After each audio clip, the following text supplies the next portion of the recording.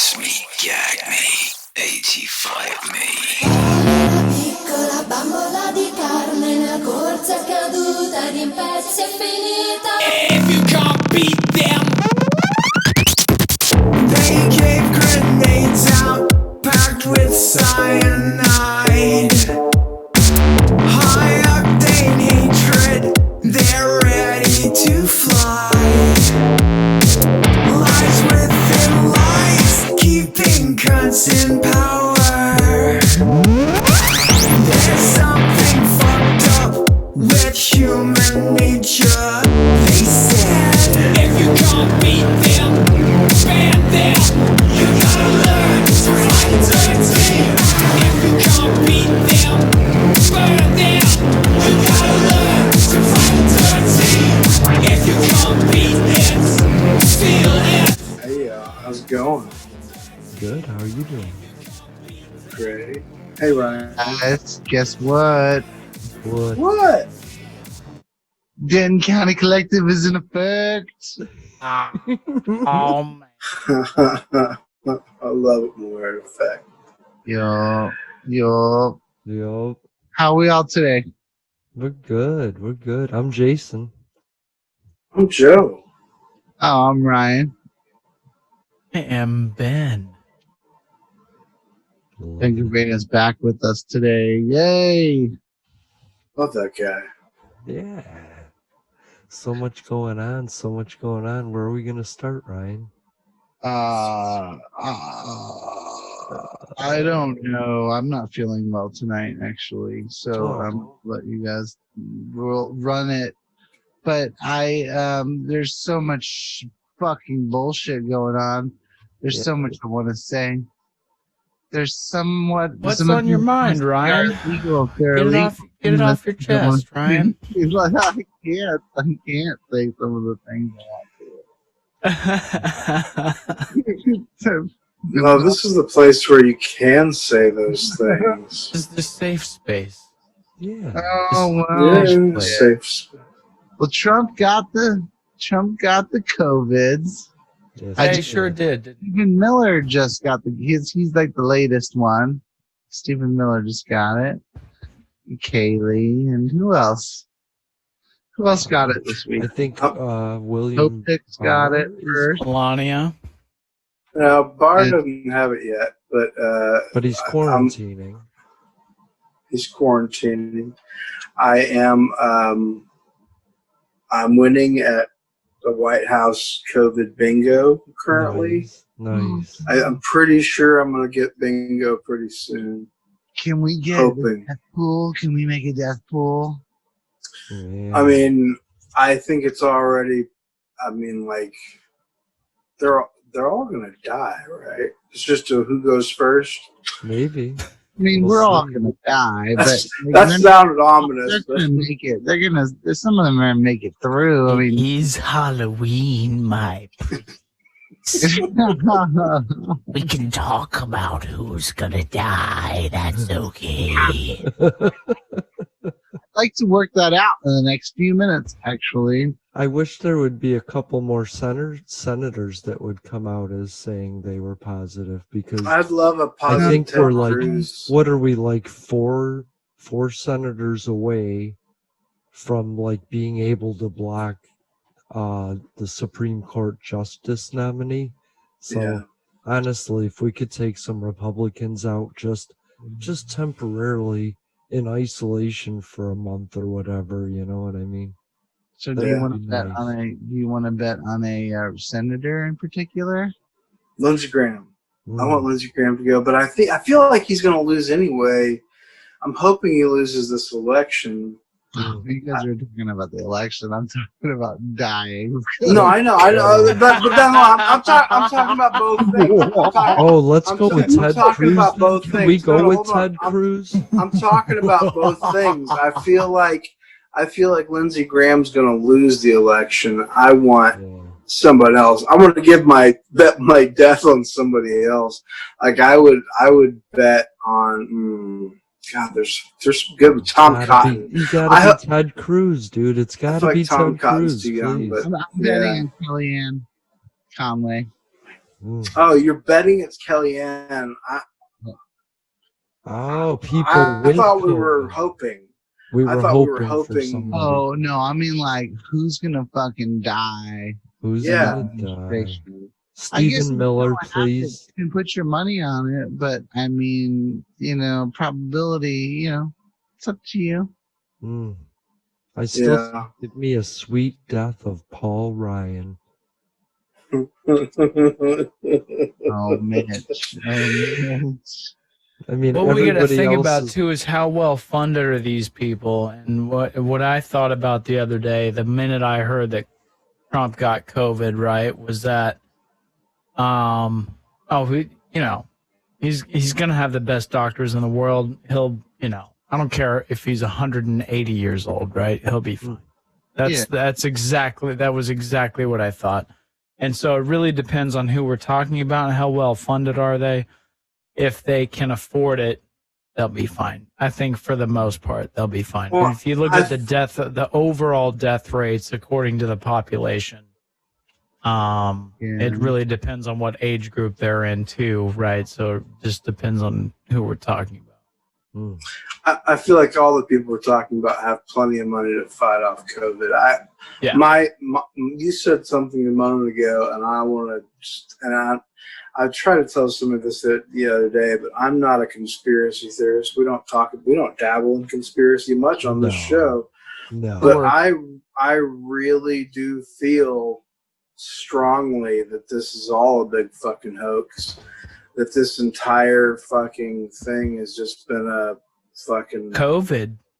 Yeah, man. We got no, not okay. What are you talking about? Total. I'm talking about getting it. This administration getting it the week after the first debacle, national debacle that we've seen.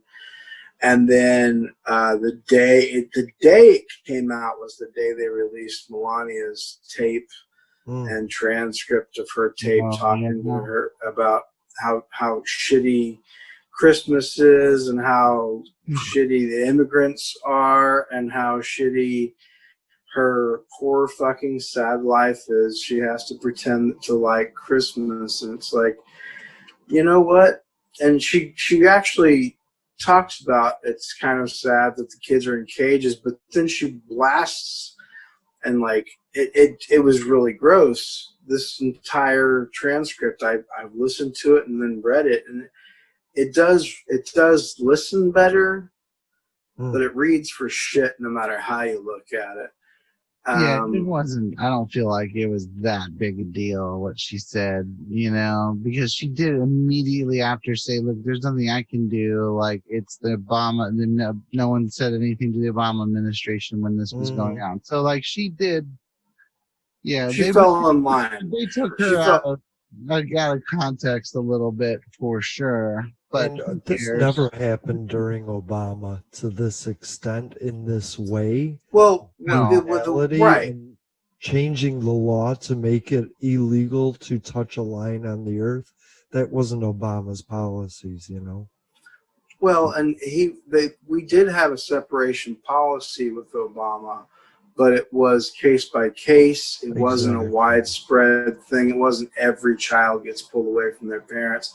It was, okay, I don't know if this is actually this person's parent or guardian or whatever. This could be sex trafficking or something. I don't know.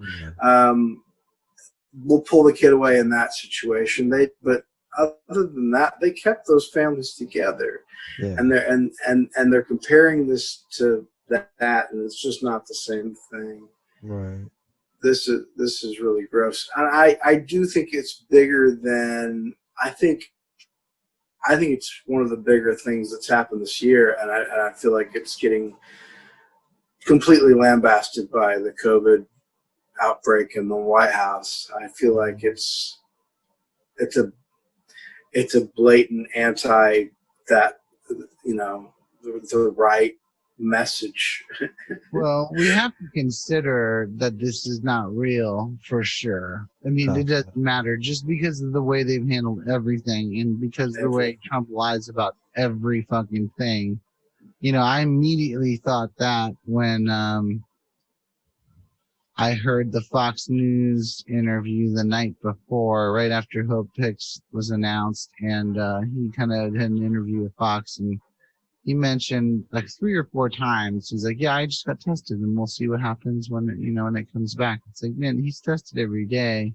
Why is he saying this a few times in a row? And that's what made me think immediately. And I think I posted that on Facebook. I was like, yeah, I don't know about this. Like, I think probably it is running around the White House because it sounds like it is. Like there's leaks of information of people being very scared. Right. I don't know. I don't think it matters though, because we've been lied to about so much that, I just want the people that are trying to do their jobs to be safe in the White House. But I don't know. There's so much news. It's so depressing. It's so depressing what's going on. I have this theory about Donald Trump that he calls it fake news because he's telling a lie and the news is reporting on it.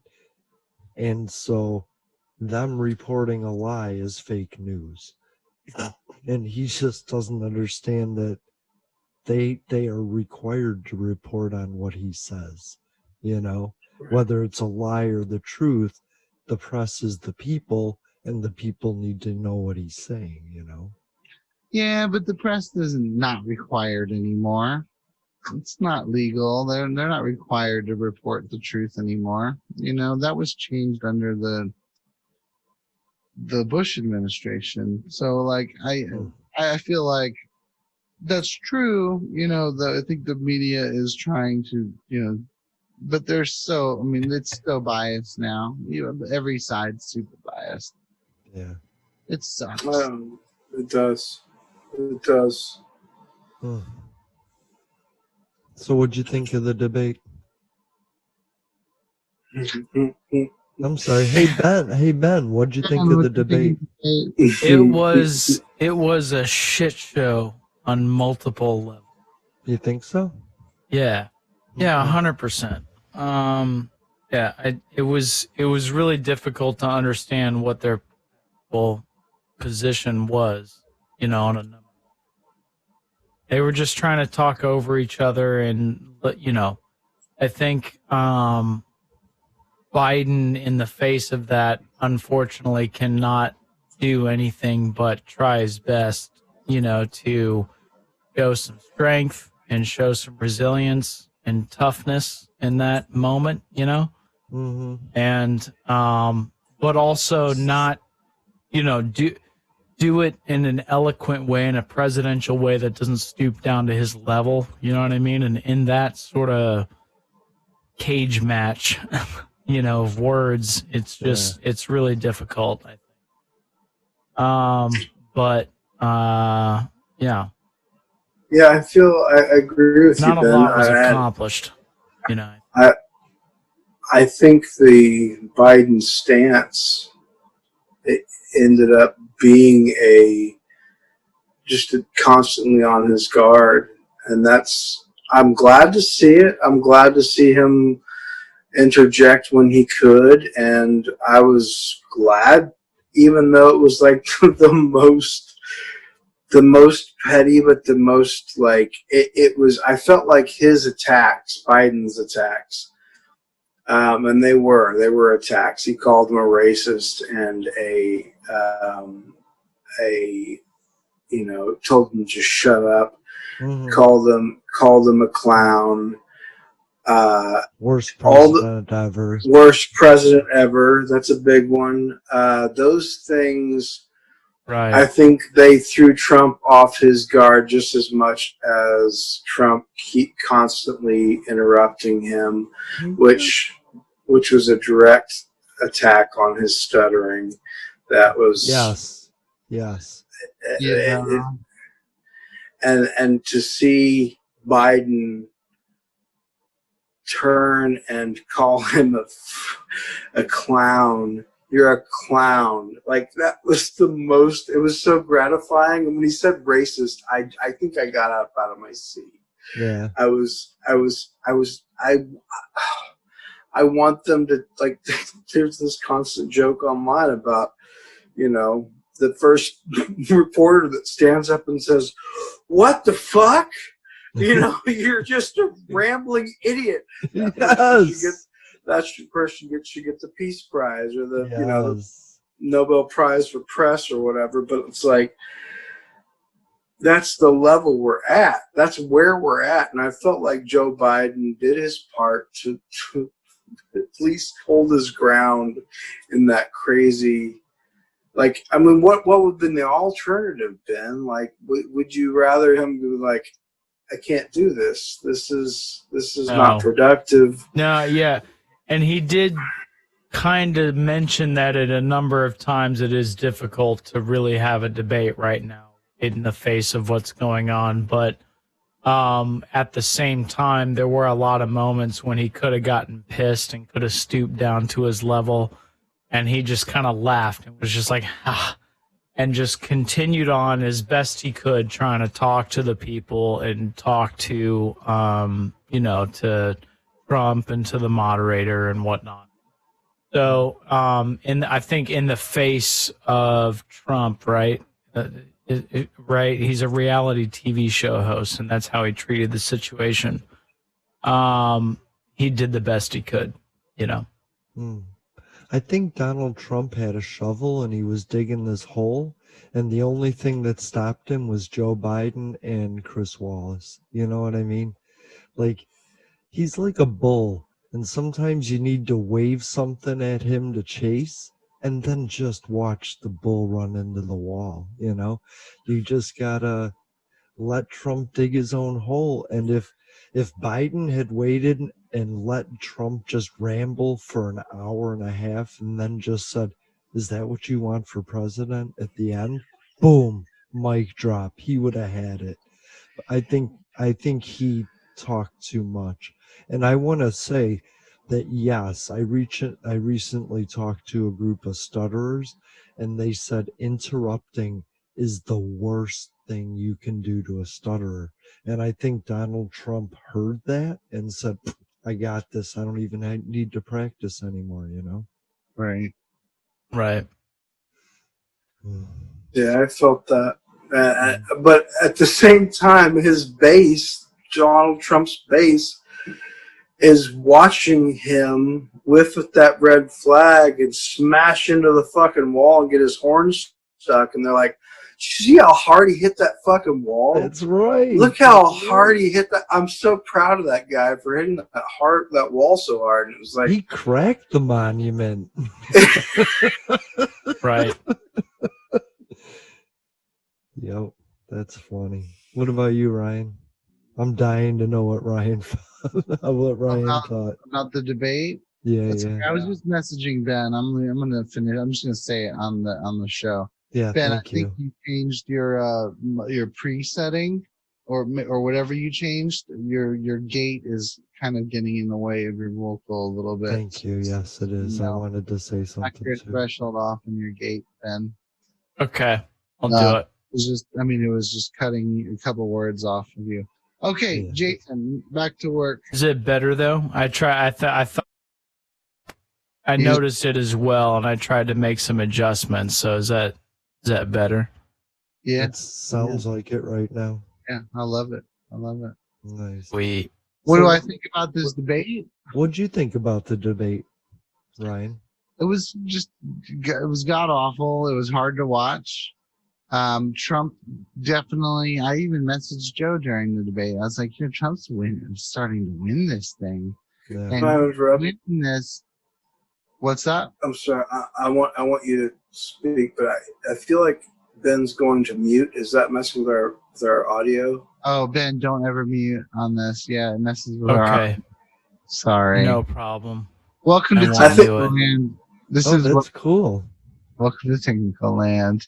Yeah, sorry, go ahead. To take the audio and screw it in different positions.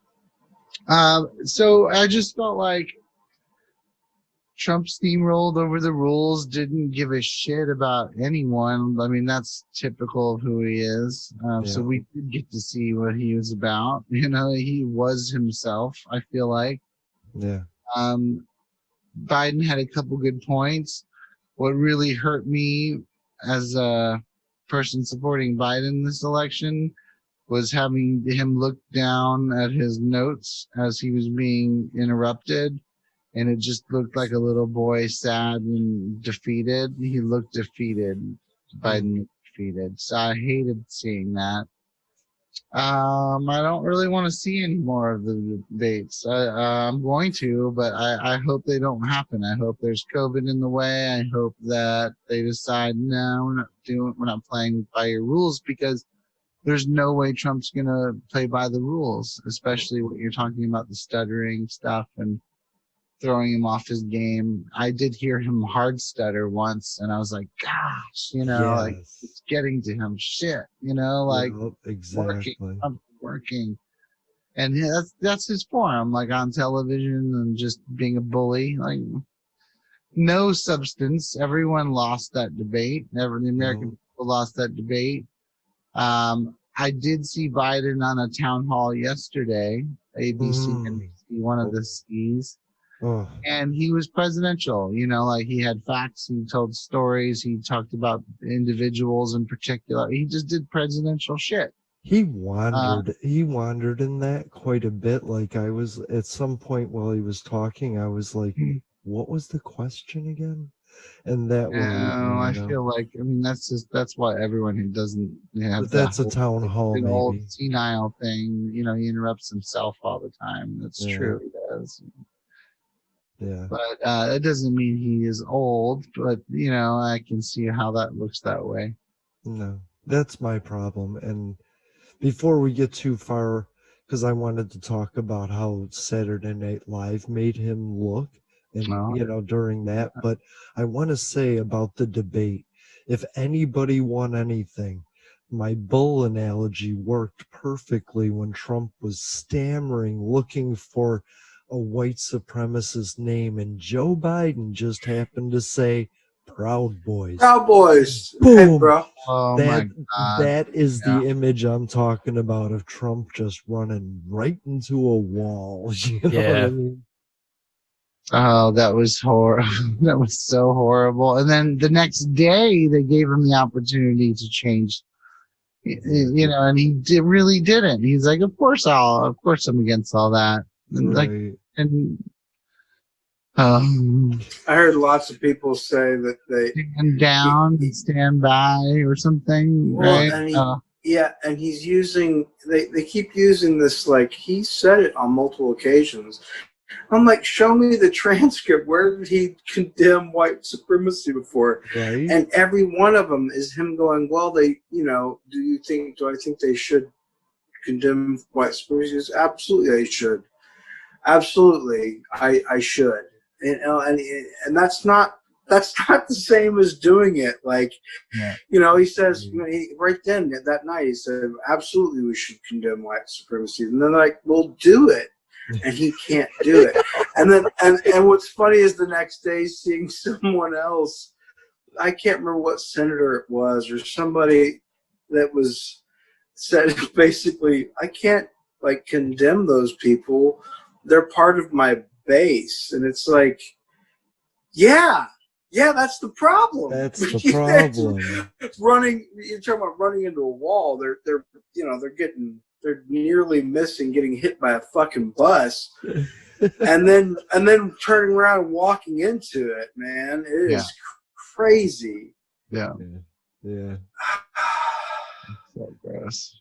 So it's been very difficult to watch any of the news. I mean, that's all I'm doing in the background of my life, but it's just horrible to watch.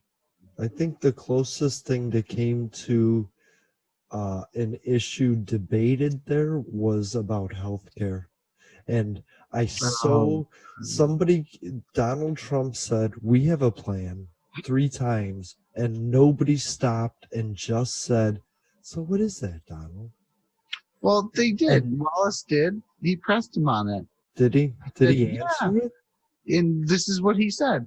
Blah, blah, blah, they're talking, and Wallace is like, sir, you know, I mean, the Bidens have a plan, and we know Obamacare was put under the Biden administration. Oh, Biden administration. Right. And Biden. and the I like that actually. Right. But and like, sir, you never once this whole time had a comprehensive health care report. Like, he's like, I have one, and like, tell me about it. He's like, I stopped the individual mandate. That's what he said. His answer to his like, do you have a comprehensive plan was, but I stopped the individual mandate. Oh, look at me. Like, I am awesome. Like, what'd you do? You just changed part of the ACA. Like you made it, you know, you took away that legality thing. That's not a comprehensive plan. He doesn't even know what a comprehensive healthcare plan is, I don't believe. I don't even think he knows. I think I'm really starting to think he's just so stupid that, like, this whole Proud Boy shit is just Stephen Miller whispering in his ear, don't say that about your base.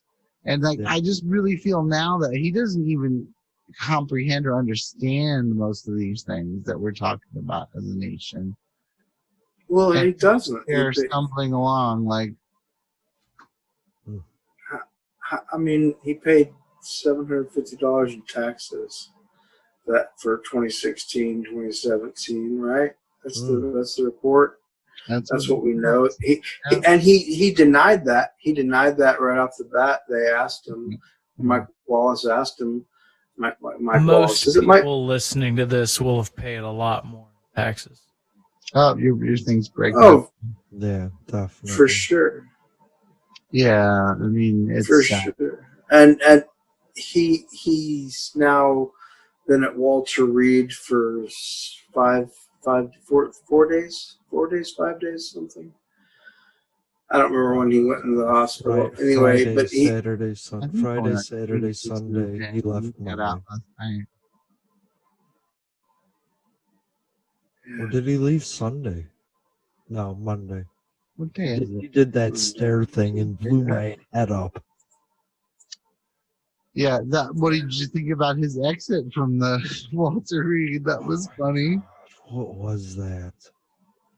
Did you guys watch his exit? No, tell me about it. Oh, Ben, did you watch his exit? I didn't see it. You guys see the video? Oh. Okay, describe. Yeah. Oh, dude, no, stream it, bro. Give me the stream. Oh gosh. Oh my God. No. No. Well, let me talk about it, and we'll see if we need to do that. All right. Yeah, because we still have to talk about. He got on the Marine One or whatever, and they flew him.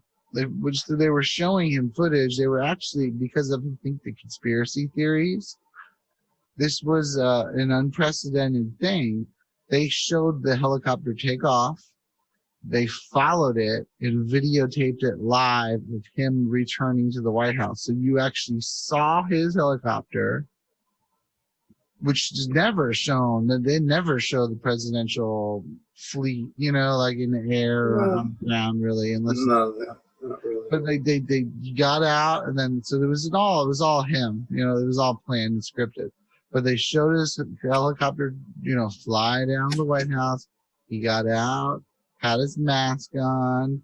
He's walking and trying to, he's kind of stumbly a little bit, but he's walking to the top of the steps, and he takes his mask off, and he won. He beat COVID, and he just stands there, and you can see him huffing for breath a little bit. You can see he's oh, he's still a little under the he's definitely not 100%.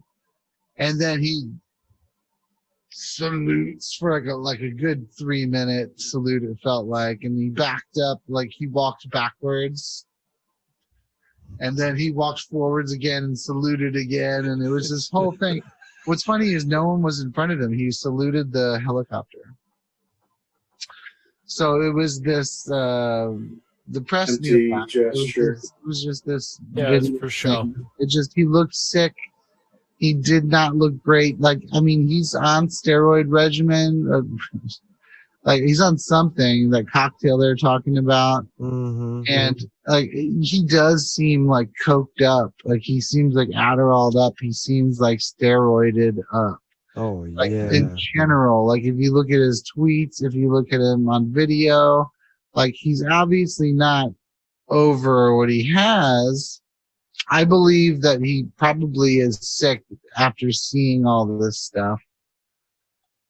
But 100% he's on medication, regardless if he has COVID or not. He's on the upper something. Yeah. It's just, his body is like freaking out, you know, like, I'm glad you feel great. Now, don't worry about it, is what he told the immediately afterwards to the populace. Don't worry about it. I beat it. And, you know, everyone can beat it. It's like, well, fuck. I mean, everyone doesn't go to Walter Reed when they don't feel good. That's right. That's right. And then his doctors lied about all that shit and about oxygen and stuff. Like, there was it's just a fiasco. Mm. Well, when they do go to, if they do go to the hospital, it's not to their own suite. It's not to their, you know, he get a 5-room suite, 5-room, 3-room, pretty. Well, I mean, he's got a suite there all the time. I think they keep a presidential suite. Yeah. I'm just saying that's not the typical experience. Nobody's, and nobody else is here. And then he's got the steroid. He's on like only 245 people have tried the steroid cocktail. That's not typical that people get. You know, he got treatment. Right. He got special. And like treatment. antibodies too, right? Like some kind of antibodies cocktail. Yeah. Yeah. Yeah, like I mean, this is the stuff like the president should be able to take whatever he wants, in my opinion, and they should give him stuff in the world. Yeah, I mean, that's not. I saw some media outlet yesterday complaining that he didn't, you know, that he took too much from the sick, and it's like, dude, it's the president. But do the side effects of that drug affect his job performance? Because that steroid increases rage and irritation, and so it's Trump. It's Trump on steroids. You know what I mean? Yeah, and now he's super tweeting in all caps all day. Caps. You know? The steroids talk is all caps, and it's over and over. Yeah, he's bored, man. He's feeling good. Well, the steroids, and you should feel good. What's crazy is though, the rest of us in the fucking world that know what's going to happen next is that he is going to crash. Yeah. I don't care how the fuck good they keep him on, whatever. He can't stay on those fucking steroids. He's going to crash, and we're all going to watch it like it's not good. His doctors, even his doctors are saying like he shouldn't. He shouldn't be released. He shouldn't be like just walking around. He shouldn't be taking. Everybody is saying he shouldn't have been taking a fucking motorcade ride if he's even remotely as sick as that was stupid. Because there's crazy. There's people in that car with him, and they're like, "Well, they had PPE on." It's like you're in an enclosed, chemical enclosed vehicle, and you're within feet of each other. You know, like a couple feet max. Minimum, actually. Yeah. And maximum. And like it's just totally inappropriate to whoever's working. It's like you take one for the team, you know, like come on, Secret Service, like die, and if you die, it's just for my own benefit. You know, it was really selfish. Not unless they want to ride with the top down. You know what I'm saying? But they're not going to do that, you know? Yeah. Oh. Yeah, and there's news reports about the Secret Service being upset and people staff in the White House. I want to say he's a germaphobe, and he is our contagious in chief. You know what I mean?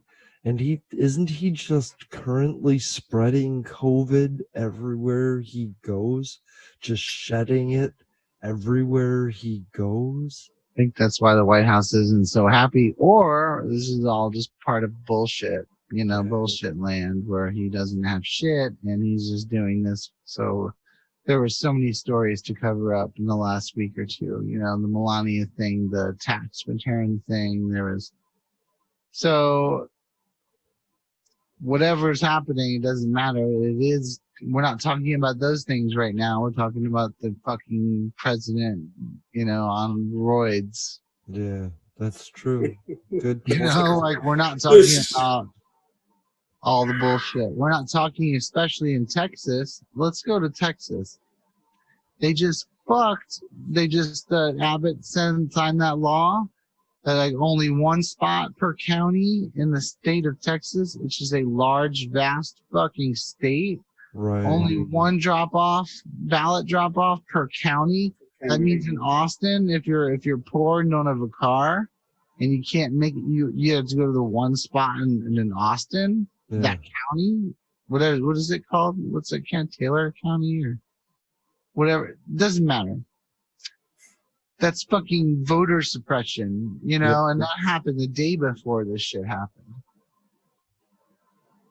Fuck Greg Abbott.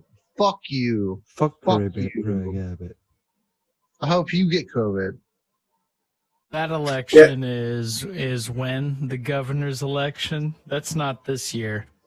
No, it's 2 years away. But Lindsey Graham's up for election. Yeah, Mitch McConnell's up for election. Jamie Harrison's a pretty beautiful man right at this moment, taking over Lindsey Graham in the polls, So cool to see, and it'll be so great to see him win. Oh my gosh, he is the sweatiest version of a greased pig ever. Lindsey Graham. You know what I mean? He's just sweaty and greasy and saying whatever he needs to. And this dude used to be John McCain's right-hand man, right? Wasn't he his sidekick and shit? Yep, he was. Man, that's such a shame. Such a spineless shame. Can we have ghosts? Can we have John McCain come back and haunt some motherfuckers? That would be so cool. Oh my god. Well, that was a thing. 2021. They're saying RBG won her first argument with God. I heard some people posting that. This whole COVID outbreak at the White House the week after she passes is just her winning her first argument with God. It's pretty funny. I called it RBG's curse, I thought that was funny. The curse. So we all have that little conspiracy theory. Oh, that's messed up. So she's just floating around the White House like a Harry Potter ghost. There's some COVID. Sprinkling COVID on people. Well, she doesn't have to. She just has to activate it or whatever. It's all there. Everybody in that fucking building at this point probably has fucking COVID. She just had to turn it on, let somebody get it finally. God, these fuckers. Man, it was gonna happen. And that Supreme Court Justice, I can't remember her name, Amy Cohen. Let's not talk about her name. Barrett, I think. Barrett, yeah. She said she had it in April, right? But she's seen all of the senators. And so I think she's met with 30 Republicans, and that's why it's important. Like Mitch McConnell, he's hiding from this stuff, As he should. As he should. He's a polio survivor.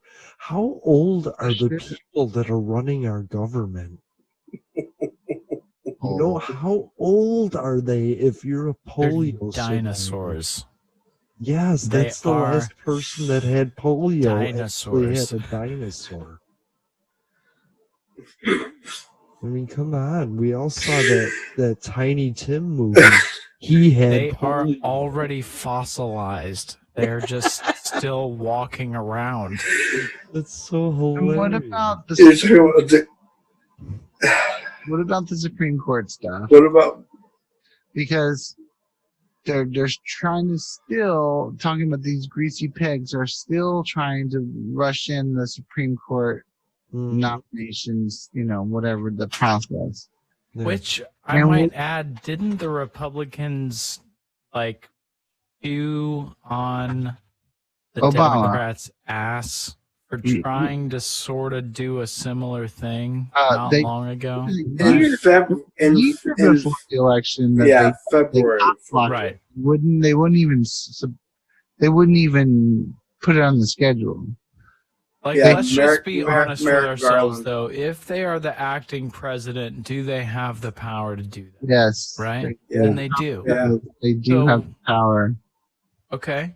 Right? They do have So the Obama had the power to do it. Trump has the power to do it. Yeah, and that was one of But Trump's the point facts. the point there is that they again, it was February that Merrick Garland got the nomination, and he got postponed and postponed and postponed for decorum and for decency and for not the right thing to do, because it's the election year and we should let the people, that's Mitch McConnell's words, we should let the people have a say by electing us and putting out the right people. And now they stand by the stance of, well, they didn't have the power. And Trump said it. The Democrats didn't have the power at the time to do that. And it's like, so you're just saying you're all a bunch of fucking liars, and you're now going back on everything you told us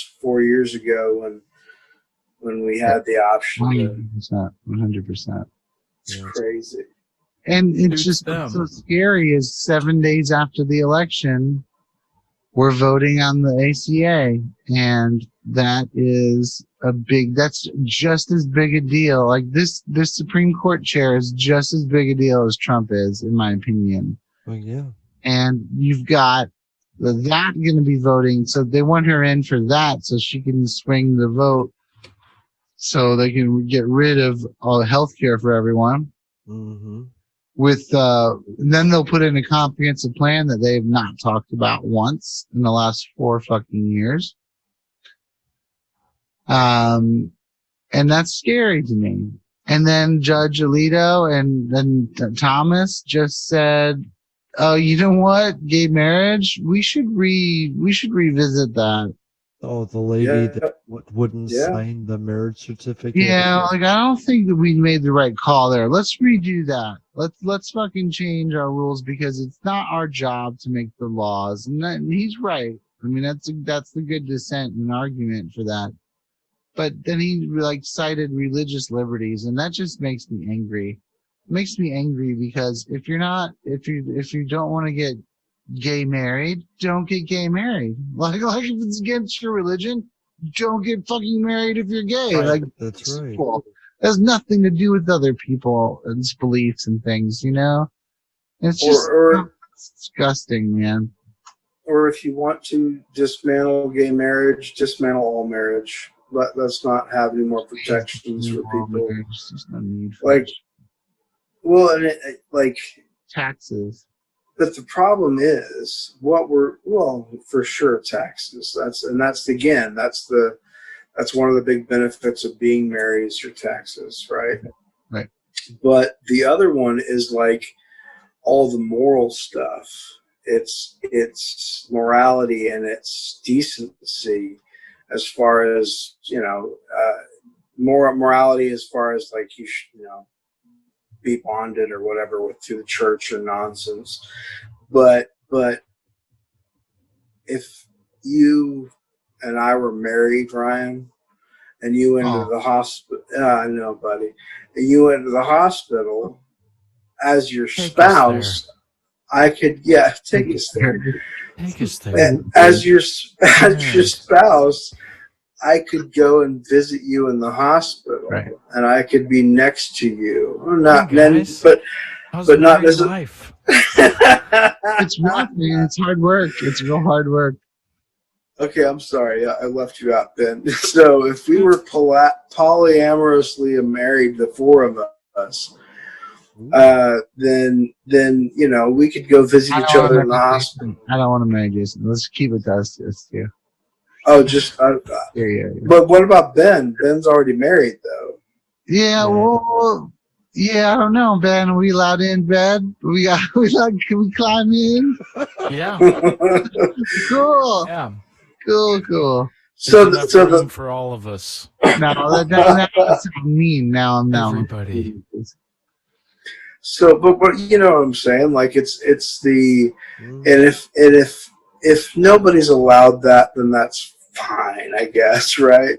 Or if everybody's allowed that, fine. But this like half measure bullshit, it's not cool, man. It's literally discrimination, and they know that. Yep.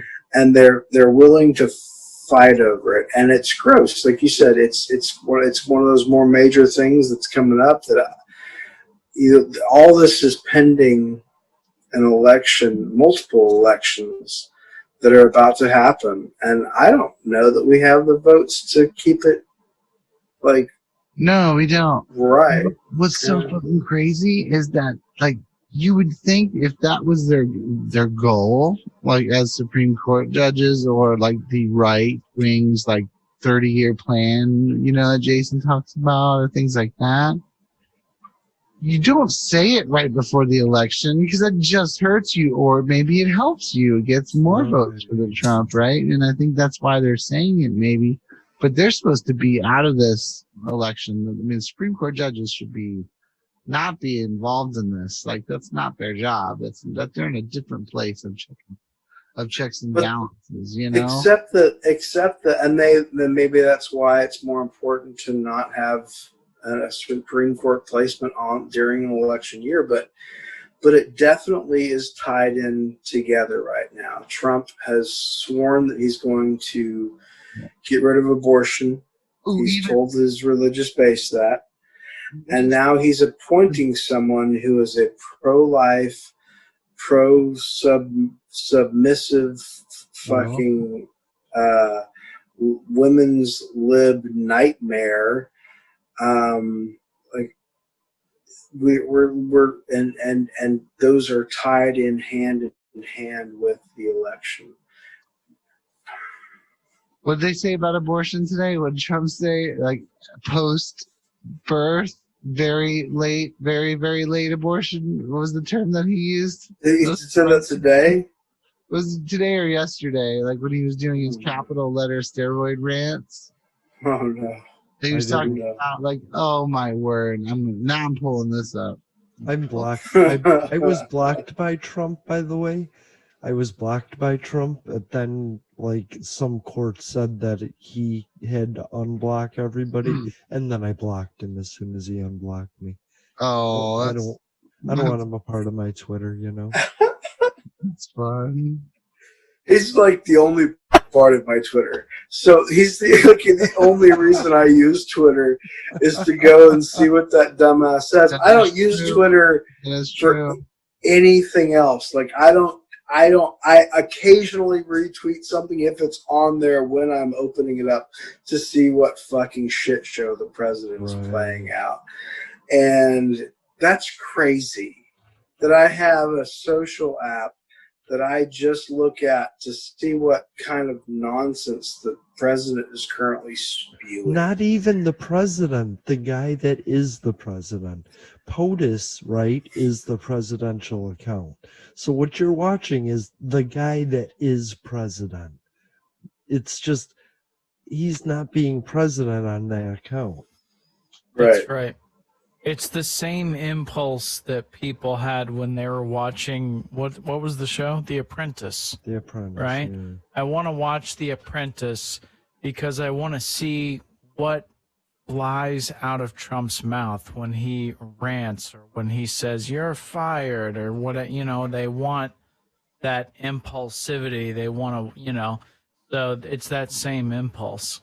And I want to see what crazy shit flies out of his Twitter mouth.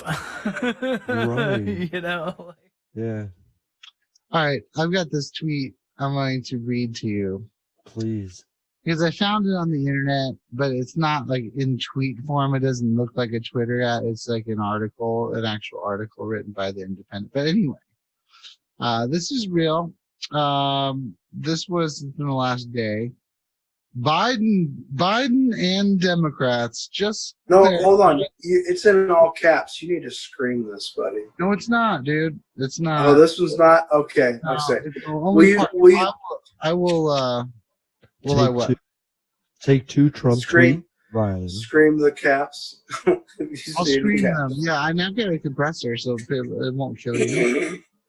I got a distressor on, yo. Okay. Sorry. When I got it 10 minutes ago. Dramatic readings of tweets from Donald Trump by Ryan Main. Take one. Biden and Democrats just clarified the fact that they are fully in favor of parentheses very late-term abortion. Late-term abortion. Right up until the time of birth and beyond. And beyond. Which would be execution. And Biden even endorsed the governor of Virginia, who stated this clearly for all to hear. Get out and vote! So let me go through that one more time. Biden and Democrats just clarified the fact that they are fully in favor of very late-term abortion right up until the time of birth and beyond. And beyond, which would be execution. Biden even endorsed the governor of Virginia, who stated they clearly for all to hear, get out and vote. So the fun part was yelling late-term abortion in my house. Totally. I love that. That was my favorite moment. And beyond. So abortion from the time of birth. Yeah. And beyond. This is a thing that the right. Let's just talk about that for a second. How far beyond birth are we talking? Oh, 9 years. Up until they're 19 years old? What? How late are we talking? There's something that happens where the child isn't viable, but it's still alive.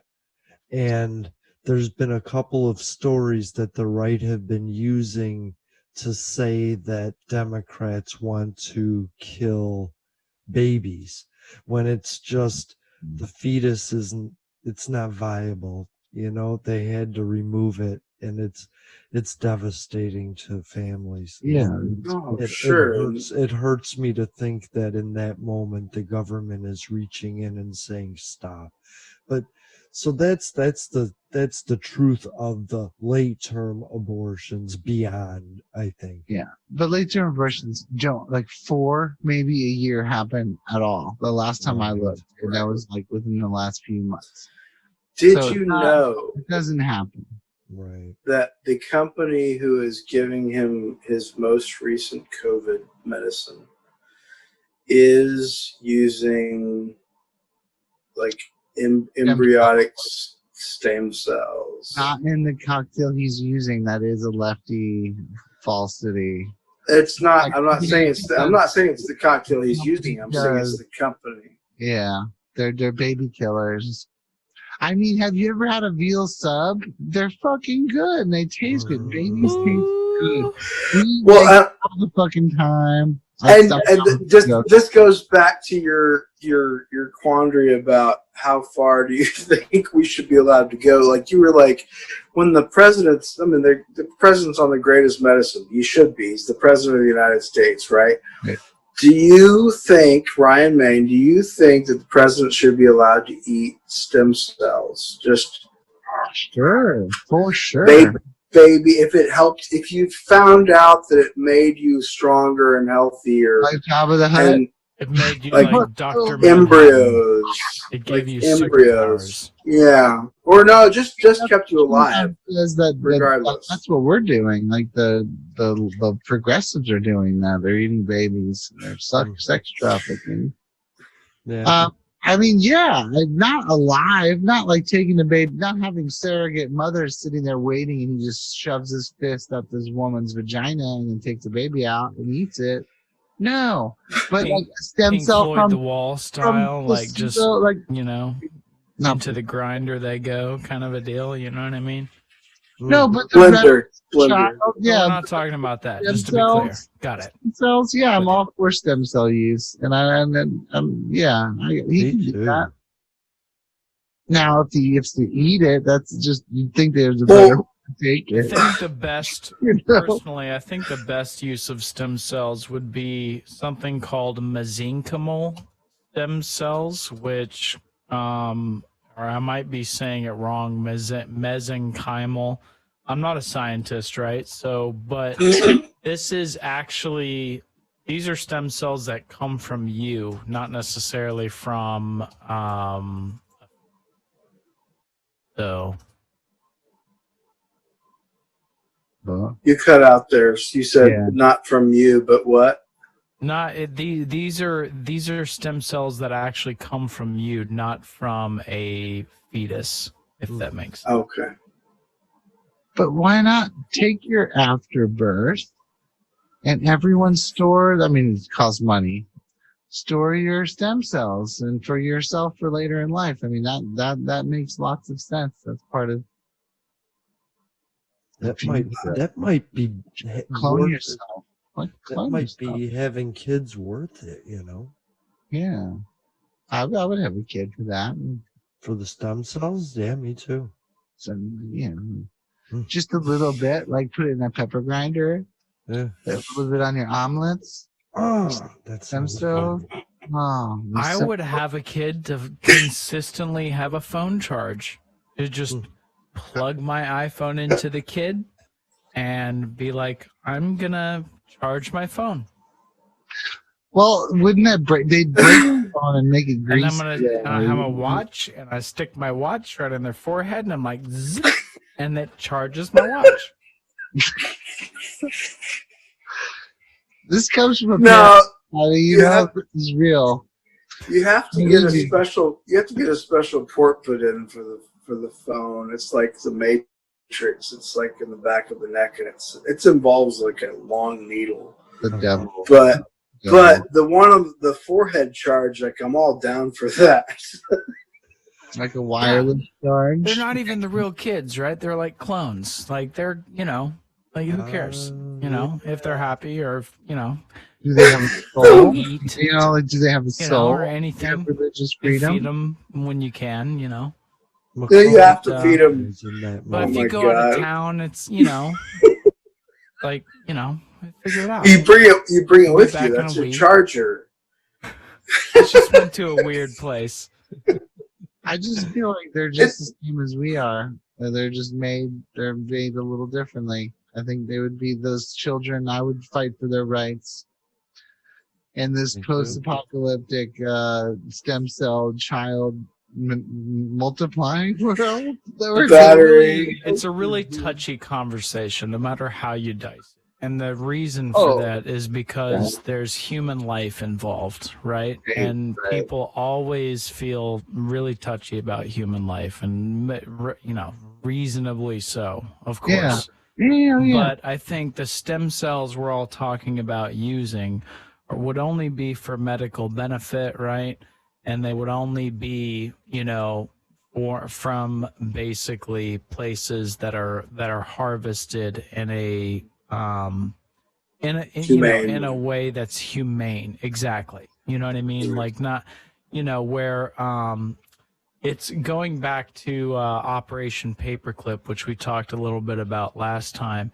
There are medical standards going all the way back to the 40s at that time that basically say if you're going to submit yourself to any sort of medical treatment, you have to give consent for that treatment. You 100% have to give consent. So you as a person, if you're going to donate stem cells or the stem cells from any life form that you have, parental control of, whatever, you know what I mean? It's one of those things where the families intimately, the people involved, the families involved in those scenarios are the people that have the ultimate say and control on giving consent. for those things. Well, I think that's You the know. way we've been doing this now, even in the real world, right? Like, and it's all been through donations and things like that. Like, Exactly. Now, yeah, that's not to say that there might not be bad actors and nefarious, you know, operations and black market, yada, yada, yadas. We could talk about all that stuff, you know, all day. But that's speculation. I don't, yeah, you know, it is. who knows anything about that, right?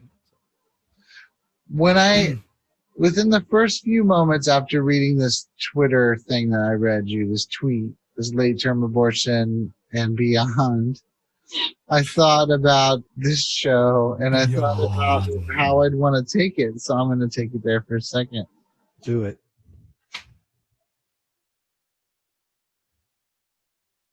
I mean,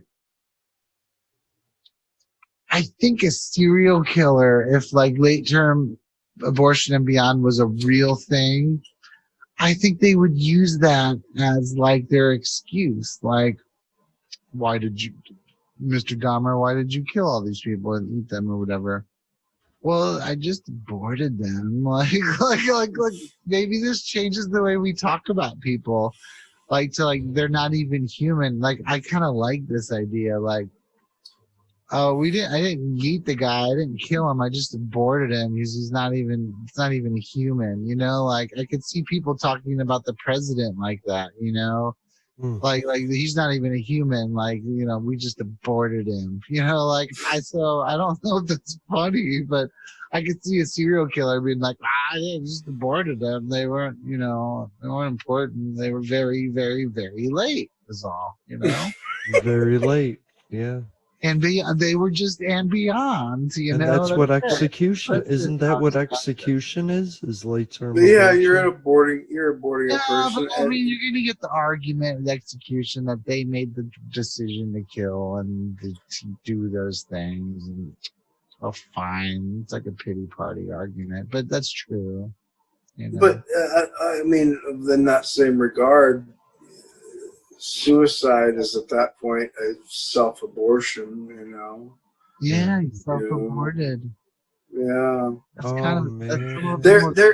That's a little bit. You know, I like that. A couple weeks ago, we talked about the word autism and the idea that that people have autism, they are not autistic. Oh yes, yes. There's another one, a sort of turn of phrase that's coming about that is changing for the better. I think that you should no longer say that someone committed suicide. Did you know that? We talked about this. What is that? So you would say that someone died of suicide or was the victim of suicide, because the verbiage that created committed suicide comes from the idea that up until recently, and even in some places still, it's illegal to commit suicide. So you can attempt to kill yourself and not die, and the state can prosecute you for your attempt to take your own life. I think that's and there's a movement right now to consider eradicating that law as far as across the board, that you should, as they should. It's your life. You should be able to do with it as you please. Not in no way do I condone suicide, but we as a people should not be treating it so like it's the worst sort of like verbiage in that sense, where you're saying that someone committed this act. You're right. You commit murder. You know, you commit. You're saying that's it. Like, so you commit it. Like, it's a horrible act, like committing murder. I mean, you are killing someone, but that is interesting. I definitely feel like it shouldn't be prosecuted, and I think it's because of religion why it's so distasteful. I think there are reasons to do it. I mean, especially if we're talking about euthanasia and things like that when you're elderly and succumbing to some sort of terrible disease.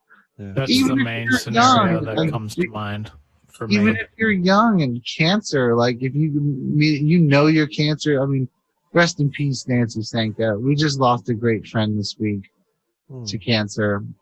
Yep. And she was fighting so hard, but we did lose her. But like, you should have the right Terrible. to kill yourself. I mean, there should be no law against it. It's all religious garbage, in my opinion. That's like the zero sum of suicide, when there's less in your future than there would be in death.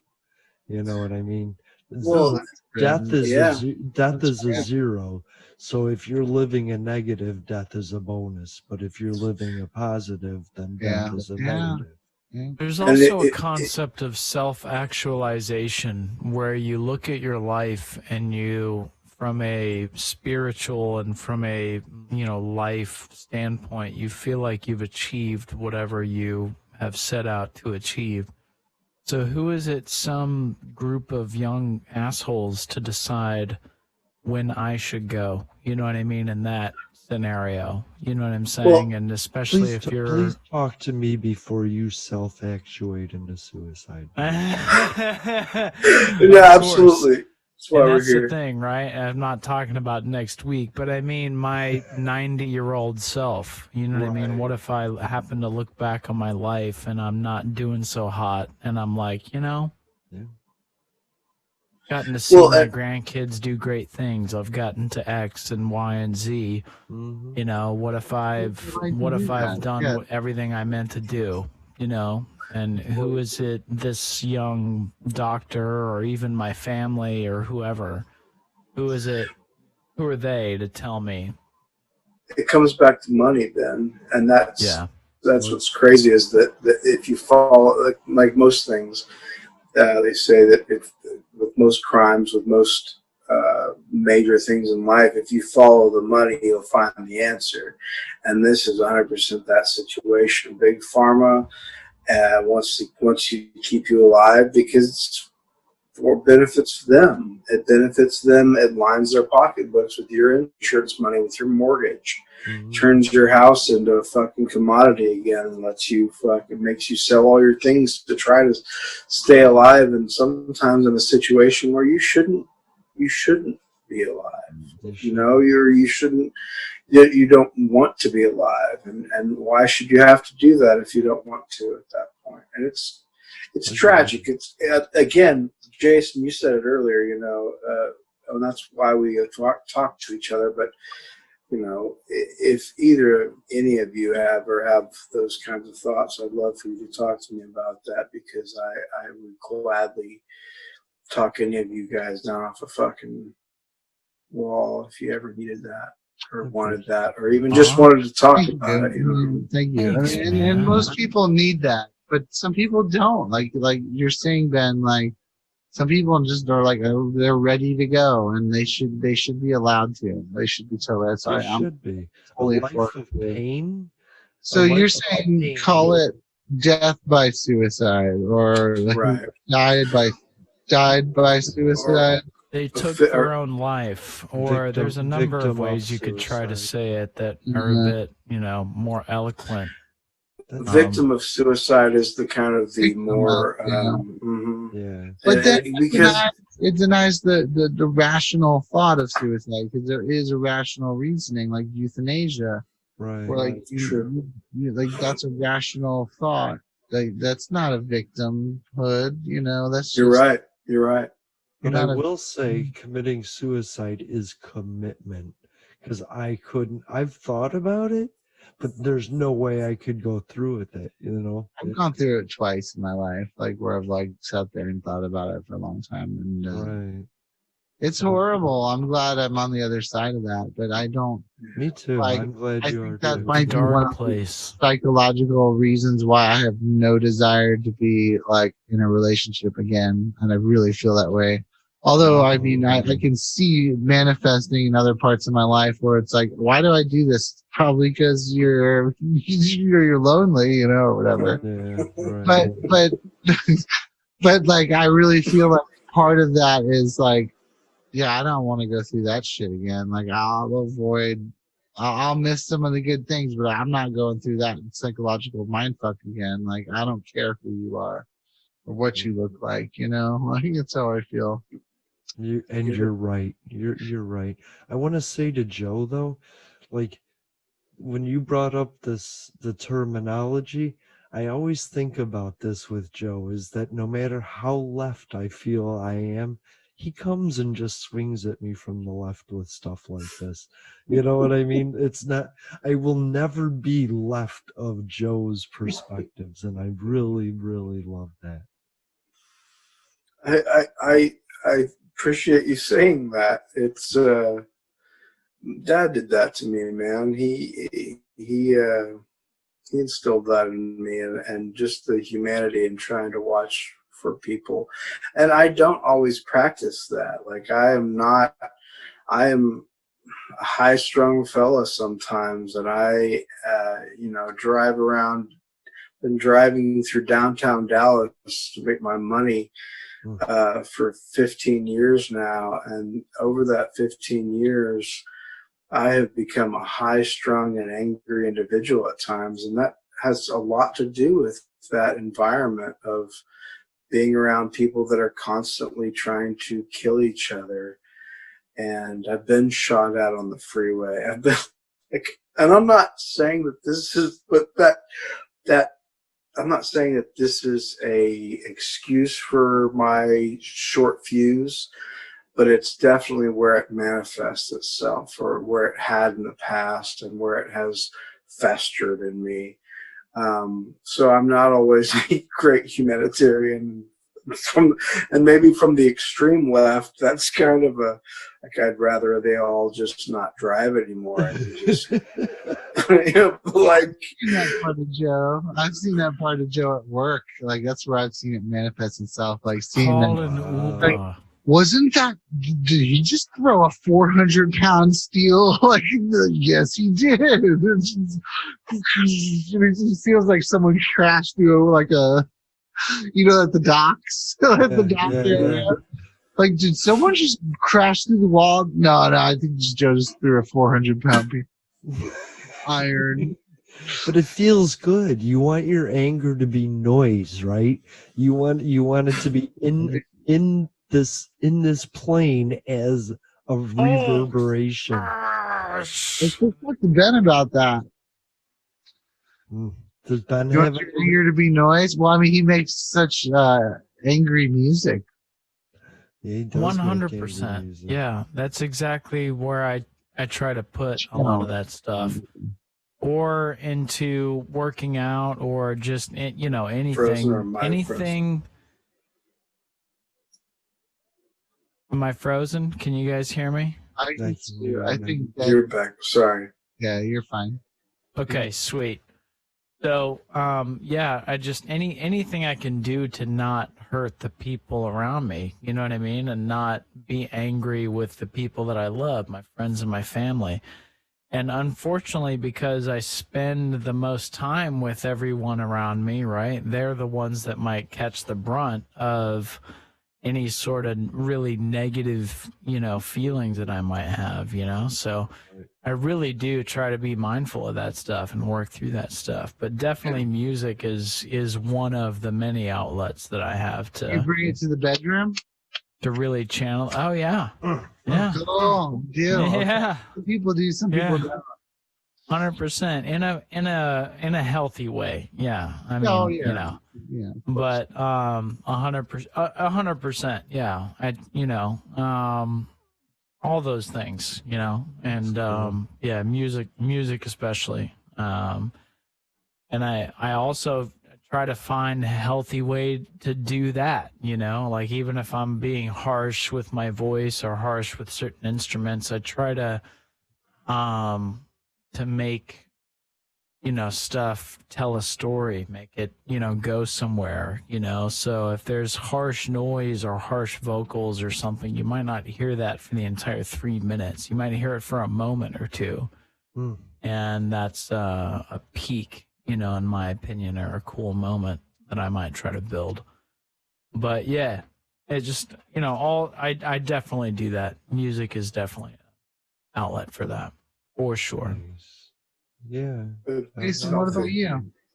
I build pipe bombs. How about you? Holy shit. I fully believe you. Fully believe you. Everybody's got a hobby. This is Jason's. I podcast, this conversation this conversation goes on 4 different places. Like every weekend all these conversations come out, and I just hope people hear your stance. Ryan, some of the things you say just echo in my head. It's common sense, and I just can't believe we never saw it that way. And like I said, Joe he comes from this perspective where I think I am super liberal, and he's like, but think about this, just like the autism thing. I was like, that makes sense. And I can't wait to find out what Ben is about. And so I love doing that stuff, Yeah. I love you guys. That's my Ben. It's super sweet. We love you Hello, too, buddy. man. So how do you guys feel about the next debate coming up with Pence and I'm excited. That's tomorrow. yeah, Or Harris? a few days ago when you hear this. Or last week, more likely. Time is irrelevant on the Denton County Collection. Oh, but it's so important though too.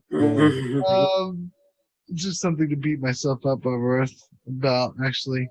We're gonna actually get presidential talk in this debate. I think we're gonna actually get people's different opinions, and they're gonna talk about shit. I'm excited. This is gonna be the most refreshing presidential thing to happen in this whole year, honestly. Okay. The only thing I heard about it was Kamala Harris won't be able to turn around and say, "Shut up, man," because of because of what? Because of the way women are treated overall, especially in politics. Oh, I see what you mean. I think she's got no problem saying how she feels, and that's part of why I like her. I think she's gonna beat up Pence. I mean, I don't. I mean, but it'll be a good talk. Hopefully. I mean, Pence can speak. He's eloquent, and he's stupid, I think, but he's eloquent. He can speak his mind. He knows how to do the head. He knows how to do the talk head thing pretty well. Does he? Yeah. I mean, I think he does. Like, I mean, how much? He's a radio host. Trump stuff. Like, what do you think, sir, about it? And he nicely answers something. And you're like, oh, okay. Don't believe you, but okay, like that. Solid. I've never heard him talk, so I mean, I'm at a loss here. Oh man, there's plenty. The actually, if you look up the Pence, who was the Kane? Oh yeah. Herman Cain. No, not Herman Cain. Who is the guy that Tim ran with Tim Kaine? McCain? Ran with Tim. Who ran with Hillary last? McCain. I think it was Tim Kaine. Yeah, you mean Hillary's vice president? I think Joe just froze. Oh, he's back. No, Clinton. Who was Clinton's running mate last election? Herman Cain? No, god damn it. Tim Kaine? Is that his name? Yeah. We're all like typing. How did we forget this? I don't know. I mean, congratulations to Herman Cain for dying of COVID while I stall for you guys. No, now everybody's going, it goes back even further than that. Herman Cain. So now he's like an important point, Well, he did get it at a Trump Senator rally. Tim So Kaine Yeah. of Virginia. thank you.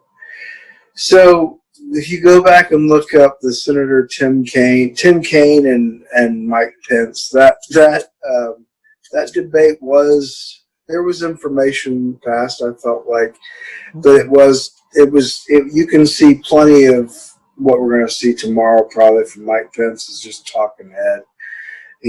But I look forward to hearing what Kamala Harris has to say.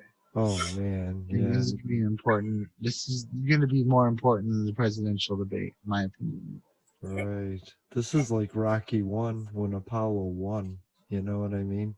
I super love the Drago, whatever his name is, memes that are floating around. If he dies, he dies. That's right. He Does. It's like, oh, feel good. He gives me the good feels, man. God, gives me the feel goods. And it's weird. Well, it's weird that we can't, and that we get attacked for joking about it. Like my favorite meme right now is the Rick and Morty with Rick standing there going, "Oh, don't what is it like? Give me talking about being booed for He's like, throw your booze away.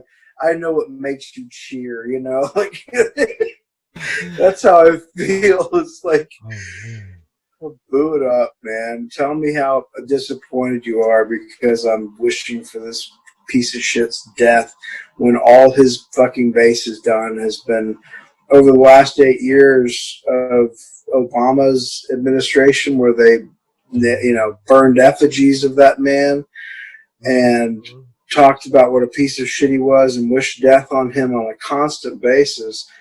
And this one time where the guy that's led 210,000 people to their deaths and callously after catching it himself says, "Don't worry about this. This is nothing to worry about," even though we have 210,000 deaths.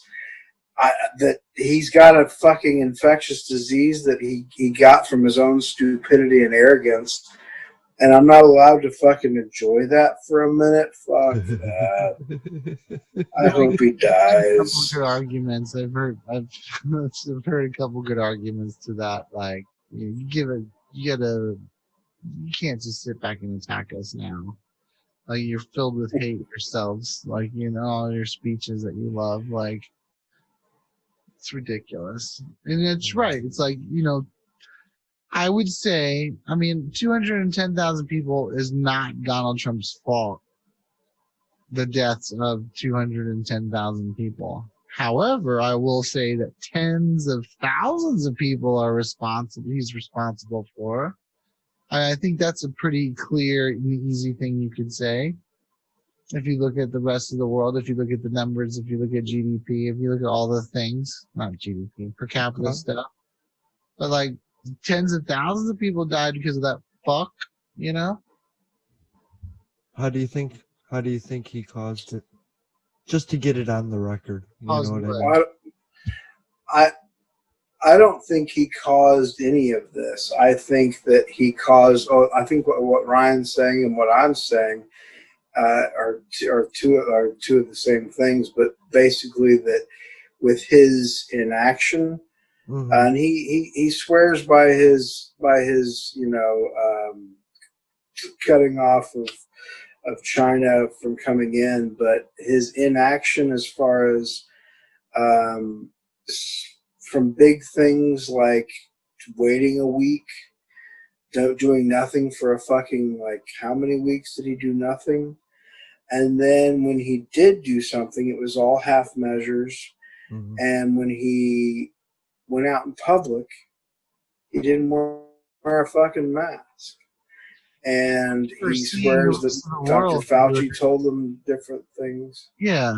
After seeing the rest of the world do it effectively, he's directly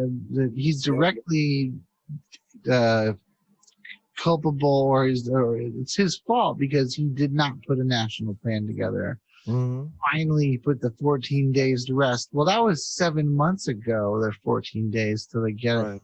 The thing is that if we were like done something like Italy did, they shut down. That's why I was so for against let's shut it down. That scares people. Yeah. But you know what? It would have been better for the economy because then we would be back on our feet and operating normal until this month. And then we'd have to shut down again. No, but then we'd have to shut down again because this is the fucking winter season coming and the flu season's coming. And we're going to have to do it again. But for 2 months, I'm talking about, you shut it down, and that was effective. That was effective other countries. Yep.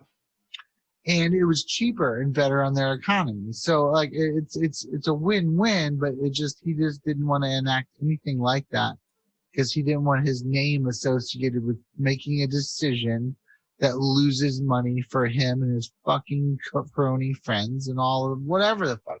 I don't even think he has friends actually. His business associates and whatever's. Right. Yeah, it's directly his fault that the tens of thousands of people have died. 100%. My opinion. I think I remember feeling the same when he was putting those measures together. All half measures.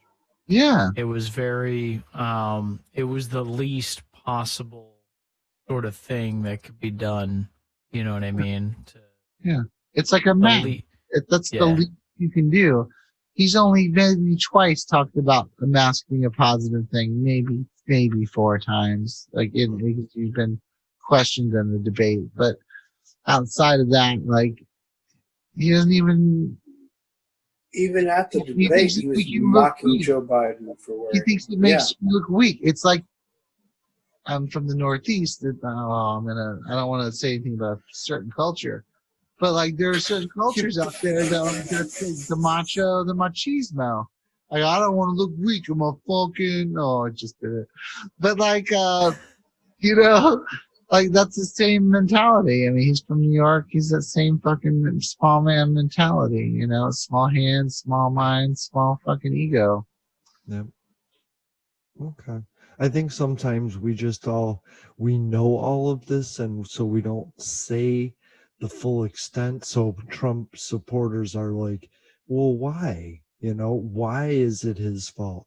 Plus, maybe in the future, people want to start suing him because of his lack of, he's going to go to jail. Plan, Well, that's the problem, though, Jason, is that they can't attack him for his lack of a plan. And that's why. So he deferred constantly to the states. Yep. At every level, he constantly deferred to the states. Yep. And he left it up to Governor Greg Abbott and all the governors of each state. And some of those states were deferring to their fucking counties.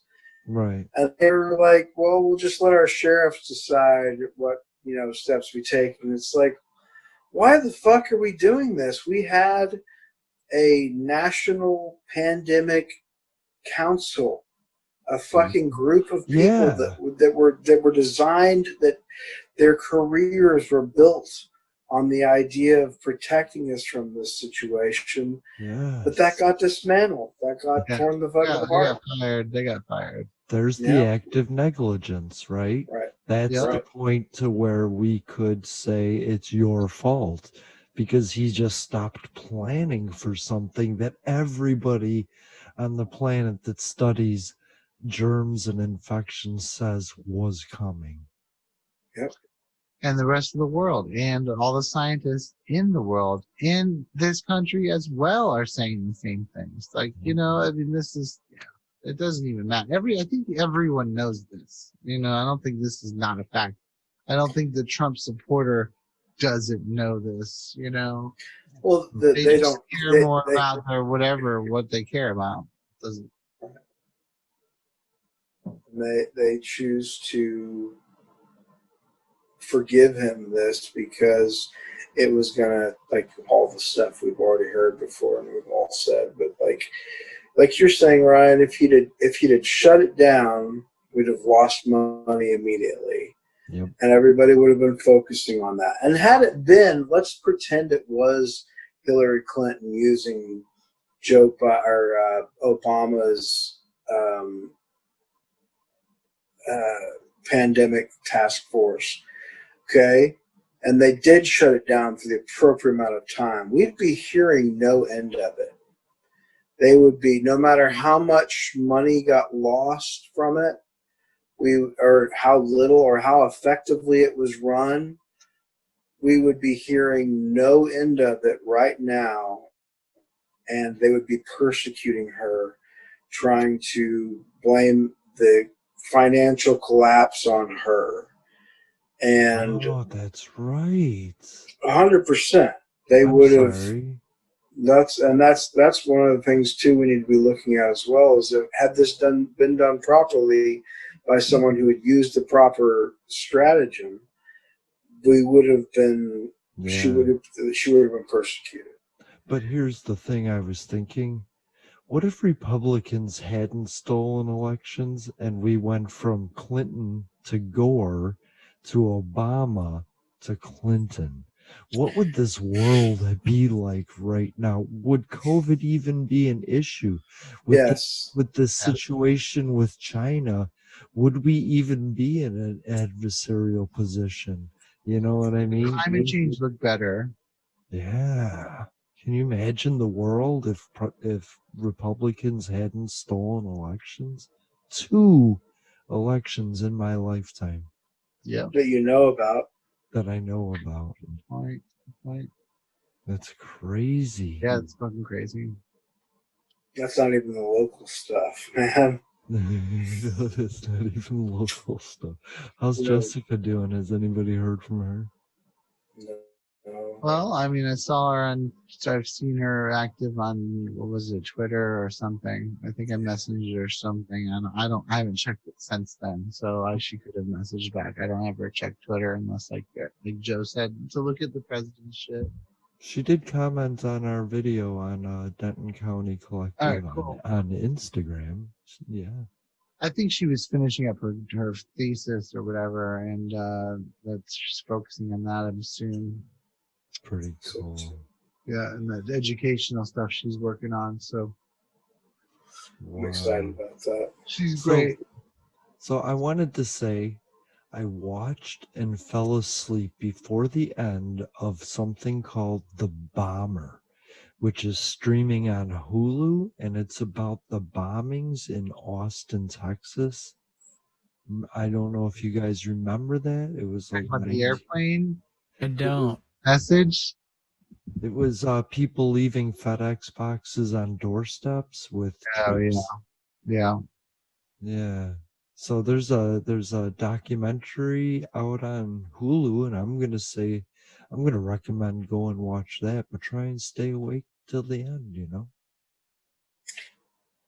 Well, that's not a very good plug. If you fell asleep, well, who's tired? Know.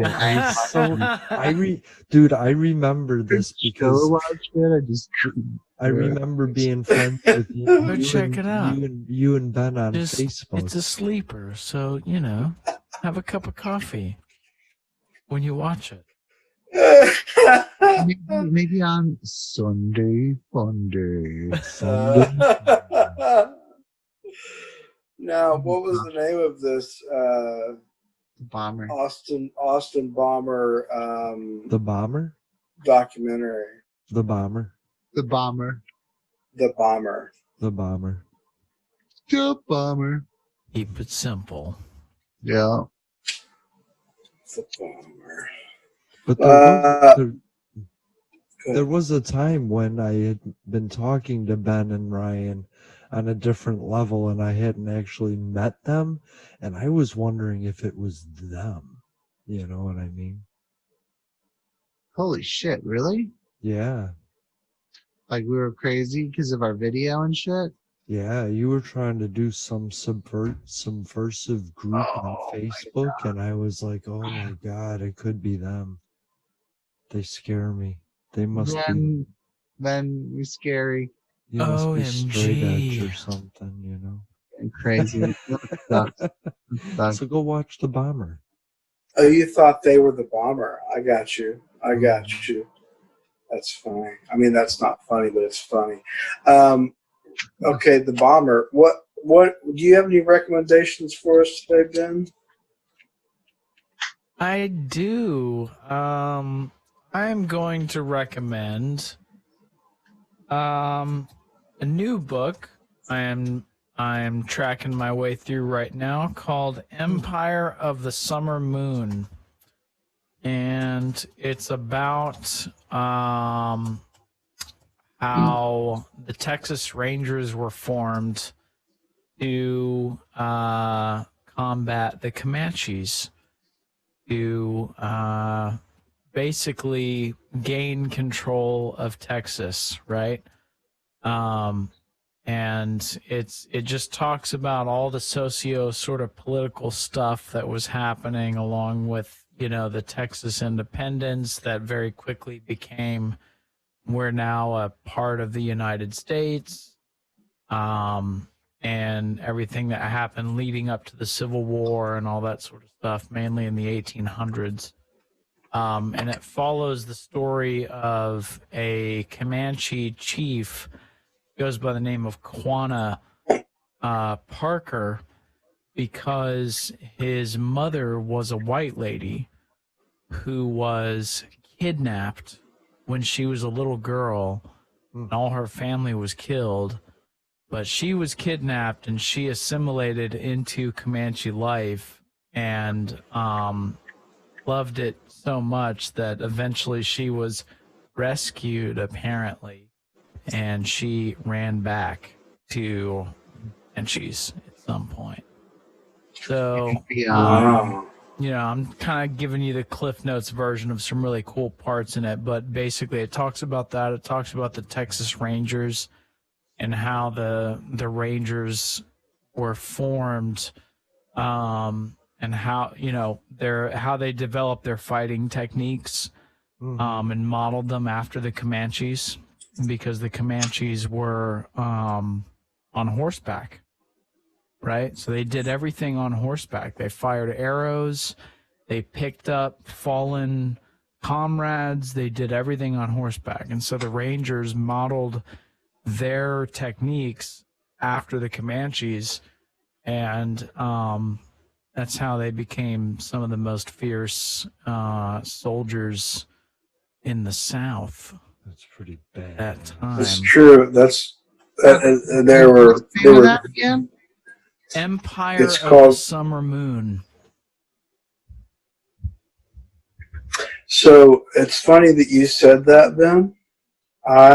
This past week, did a Larry McMurtry miniseries marathon. Are any of you familiar with Larry McMurtry? Not at all. Not. So he and I did it out of order. I didn't know what I was getting into. I had a buddy of mine, and for years I had read Lonesome Dove was his biggest hit. Yeah, I'm seeing it. And so I had been told many times to watch Lonesome Dove, and I had been kind of going through some old westerns and went ahead and watched Lonesome Dove, and it's brilliant. But I watched The Return of Lonesome Dove, which is the sequel to that. And those two stories happen pretty late in the lives of the main characters that Larry McMurtry wrote about for years, Woodrow Call and Gus McCrae, who were Texas Rangers. And the stories around them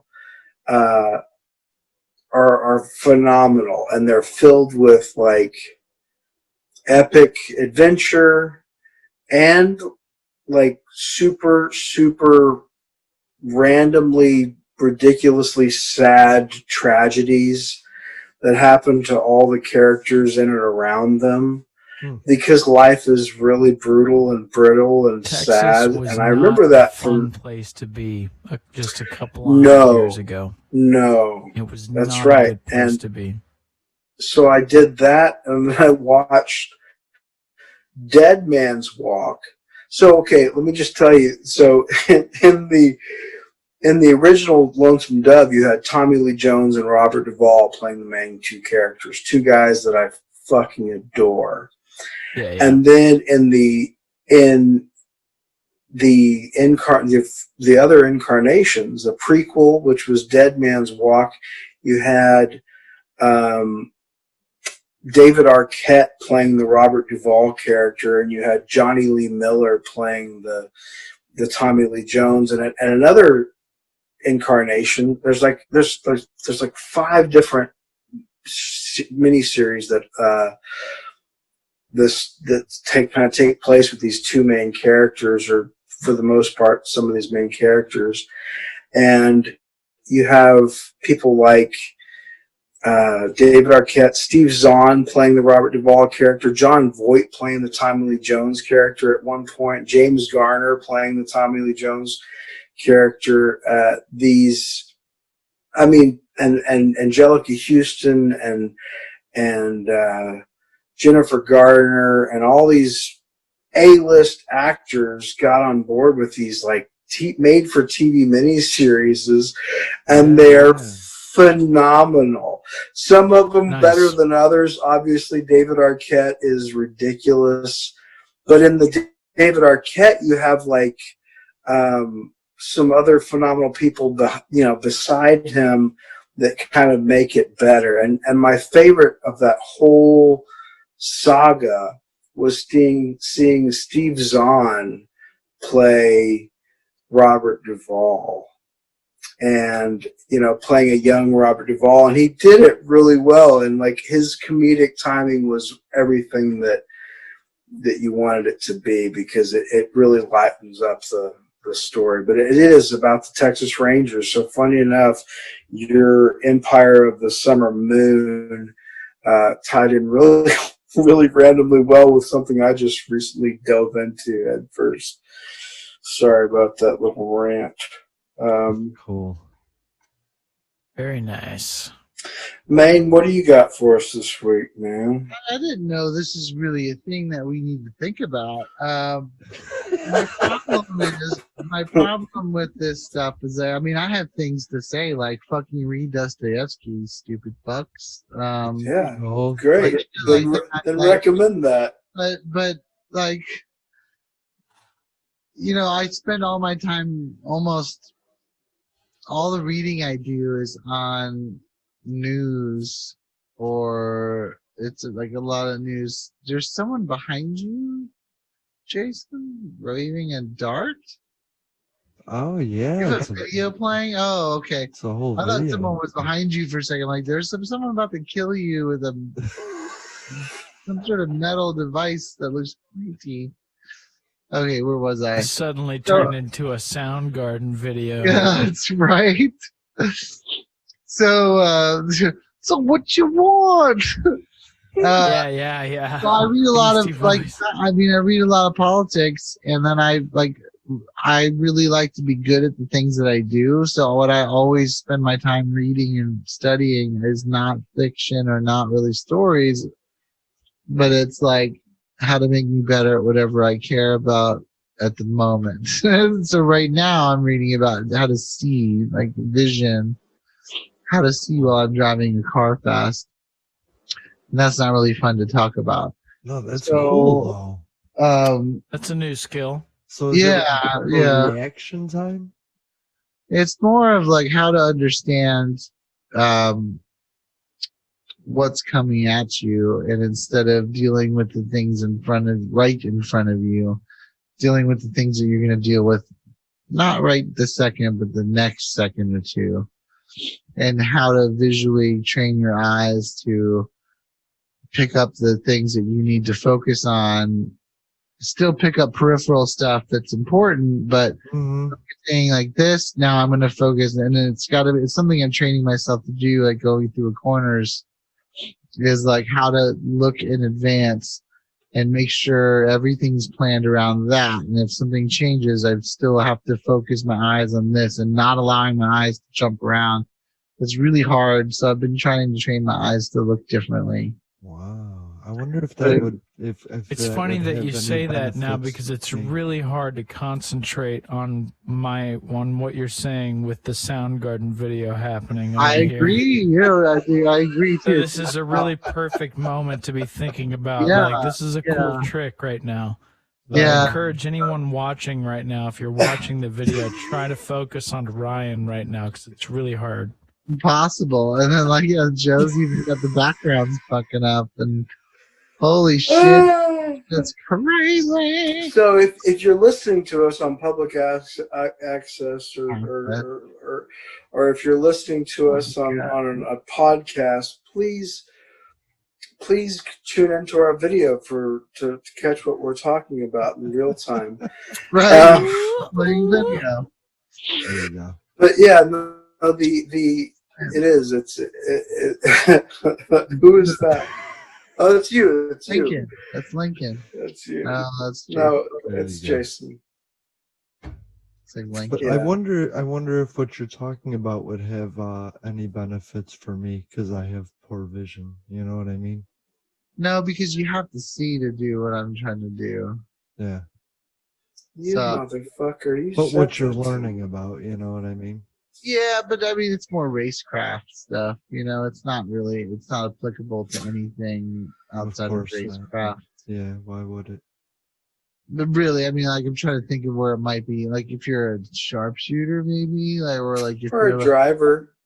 yeah, if you're a driver, yeah, maybe. Interesting.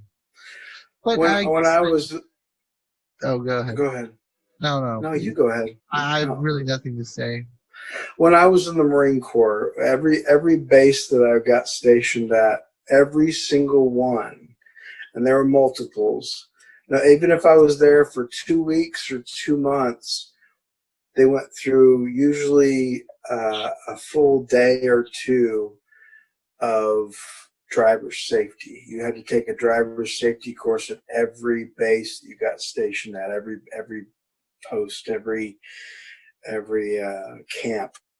Anyway, so, and it was funny to see it kind of morph because that the program that they're putting through to these young Marines are all coming from Quantico. They're all coming from the main headquarters.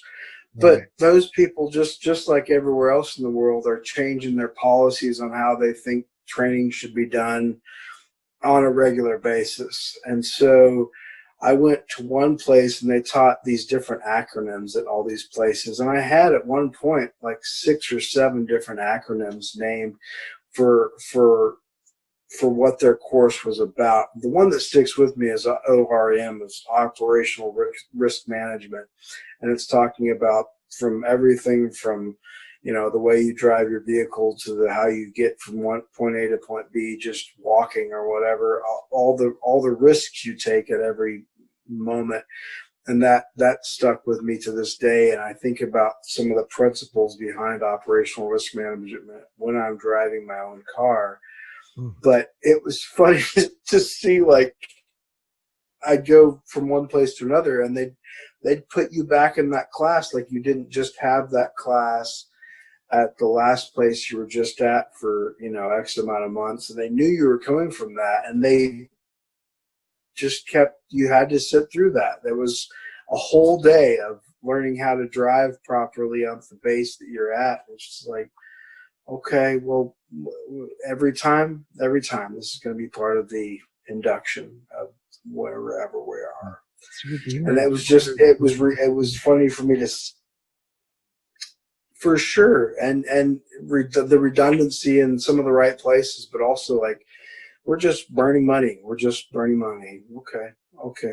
We all know that. Okay, just burning money. The government, man. Government. Sorry.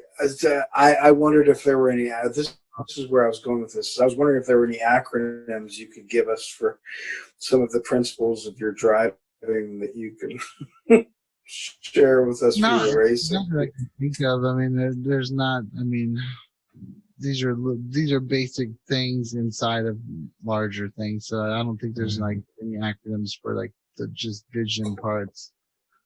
Yeah, I'm not sure. I'll get back to you on that though. I'll look for some. I'll look for some. Create your own. Like I've been like What's the cheat code? I do, yeah.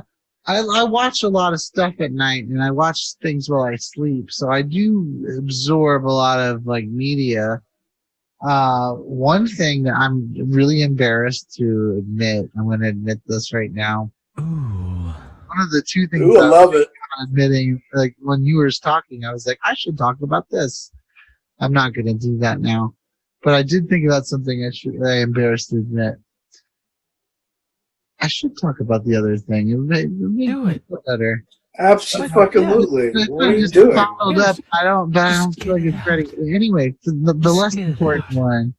Yeah, right.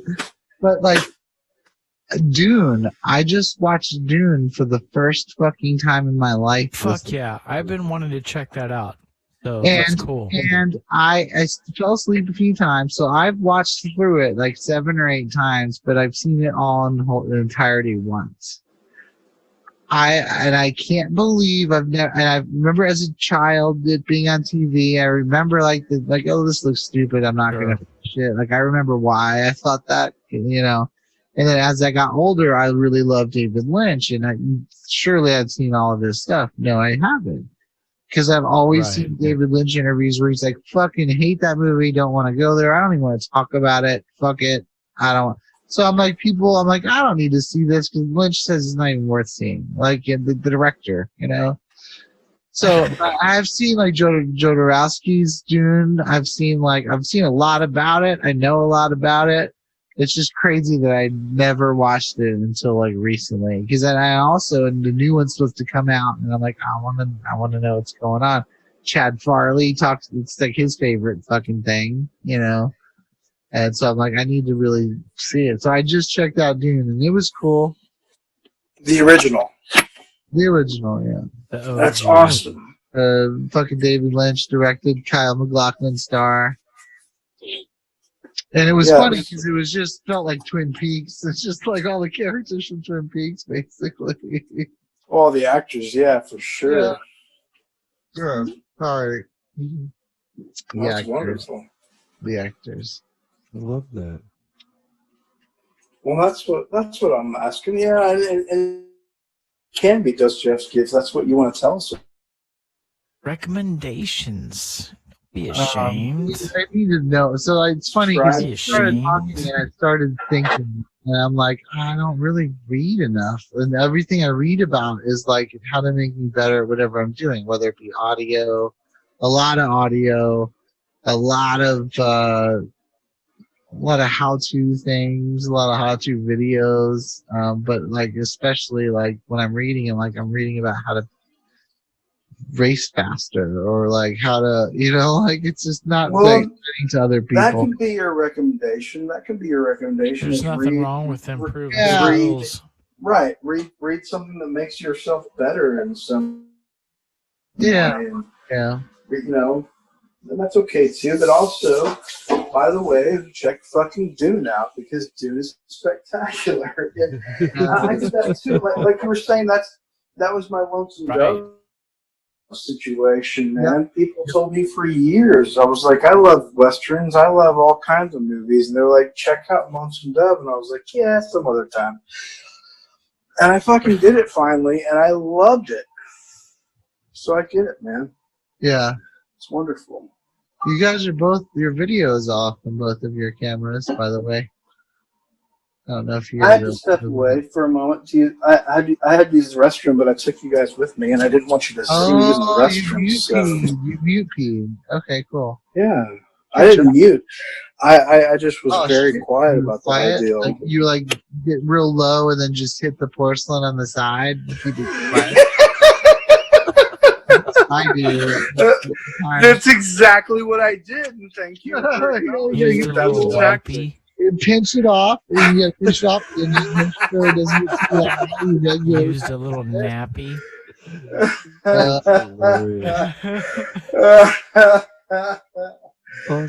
it's real though, and we've all done it. That's what's one of those funny things that like we should all be talking about. Like, how do you go to the bathroom in the middle of the night without waking up your partner or whatever? And you're like, I sit down and I pee against the porcelain right next to my, you're like, oh, yeah, good God. Yep. I do that too. How quaint. Yes. Now, wash your hands and your phone's dirty. What's that? I mean, your phone probably has penis on it. No, I washed my fucking hands, dude. Oh, you did? You had us muted then. You said you weren't muted because we didn't hear running I water. didn't. You didn't have to hear it. I turned it on real low and trickled it. That's what the whole deal, he's man. in space, man. It doesn't flow down. It just like floats through the air, and he's just like. And I told you I'm fucking super stealthy, man. That's pretty cool. That's pretty cool. Like Dr. Manhattan. That's pretty just cool. like Dr. Manhattan. That's the second time Dr. Manhattan's been brought up. A People's History of the United States is what I recommend. Yeah, that's fair. I noticed that I have been really interested in a lot of history. I say that because you mentioned that last time because you've been talking about history. Like, that's a great book. And it's stuff that you're not taught. And you're like, holy shit, no way. And you look it up and like, oh, fuck, yeah, way. like, yeah, way. Right. Yeah. Yeah, oh, God. Oh, gee. I think we talked about the, who's the documentary that just came out, and it's, what's his name, who did Good Morning Vietnam and Robin Williams? No, I'm sorry, not Good Morning Vietnam. Born on the 4th of July and the director? It's the Untold History of America, and it's directed by. It's on Netflix.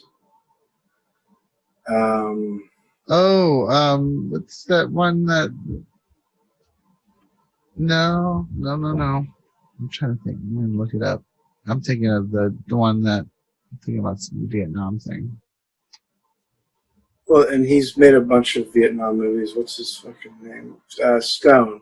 Oliver Stone? Oliver Stone's Untold American History. And it's on Netflix right now. It's like an 8-part thing, I think. There's one season of it out, and it's spectacular for that. It's a bunch of starts. We talked about this before about how Russia kind of won World War II and didn't win, but won it for everybody else. Ended World War II. How about that? But things of that nature, kind of grander, larger scale history that we were just not taught because it doesn't fit into our narrative of us being the fucking winners and the heroes. I don't know if I talked about this, but I was watching that show about the Russian. I think I brought this up when I told you about this, but there's some TV show about the Russian spies in America. I forget what it's called, but it was on for years, and really cool show. But what's great was watching them teach their daughter, like they're Russian spies. They're teaching their daughter how to be an American, but then they start teaching their daughter how to be a Russian because they finds out her parents are spies, and then they indoctrinate her in that world of becoming a spy herself. But what's so cool is to hear the conversation about World War II between the child and the mother, and the mother's like, no, like they are teaching you that, but look at what happened. Sure, they did a whole bunch and they came in late to the war, but we did all the work. We lost 20 million people. And I was like, 20 million people? And I was like, no fucking way. And I went right to the history books. I started at Wikipedia, and then I went to history. You know what I mean? Like, I started that, and then I saw there was like 50 million Russians died, 20 million civilians, 20 million armed people. And we lost like 900,000 or 500,000 people. And it's just like, the toll and the bloodshed, like in the bodies that it took stacked up. Like that was Russia. And we don't get taught that because we're not Russian, like we get taught America because we did. Like we helped invade the Normandy. We really freaked out. World War II strategy is awesome, by the way. I want to say we really fucking freaked out Nazi Germany when they thought we were attacking from the south and we attacked from the north. Really cool, amazing stuff.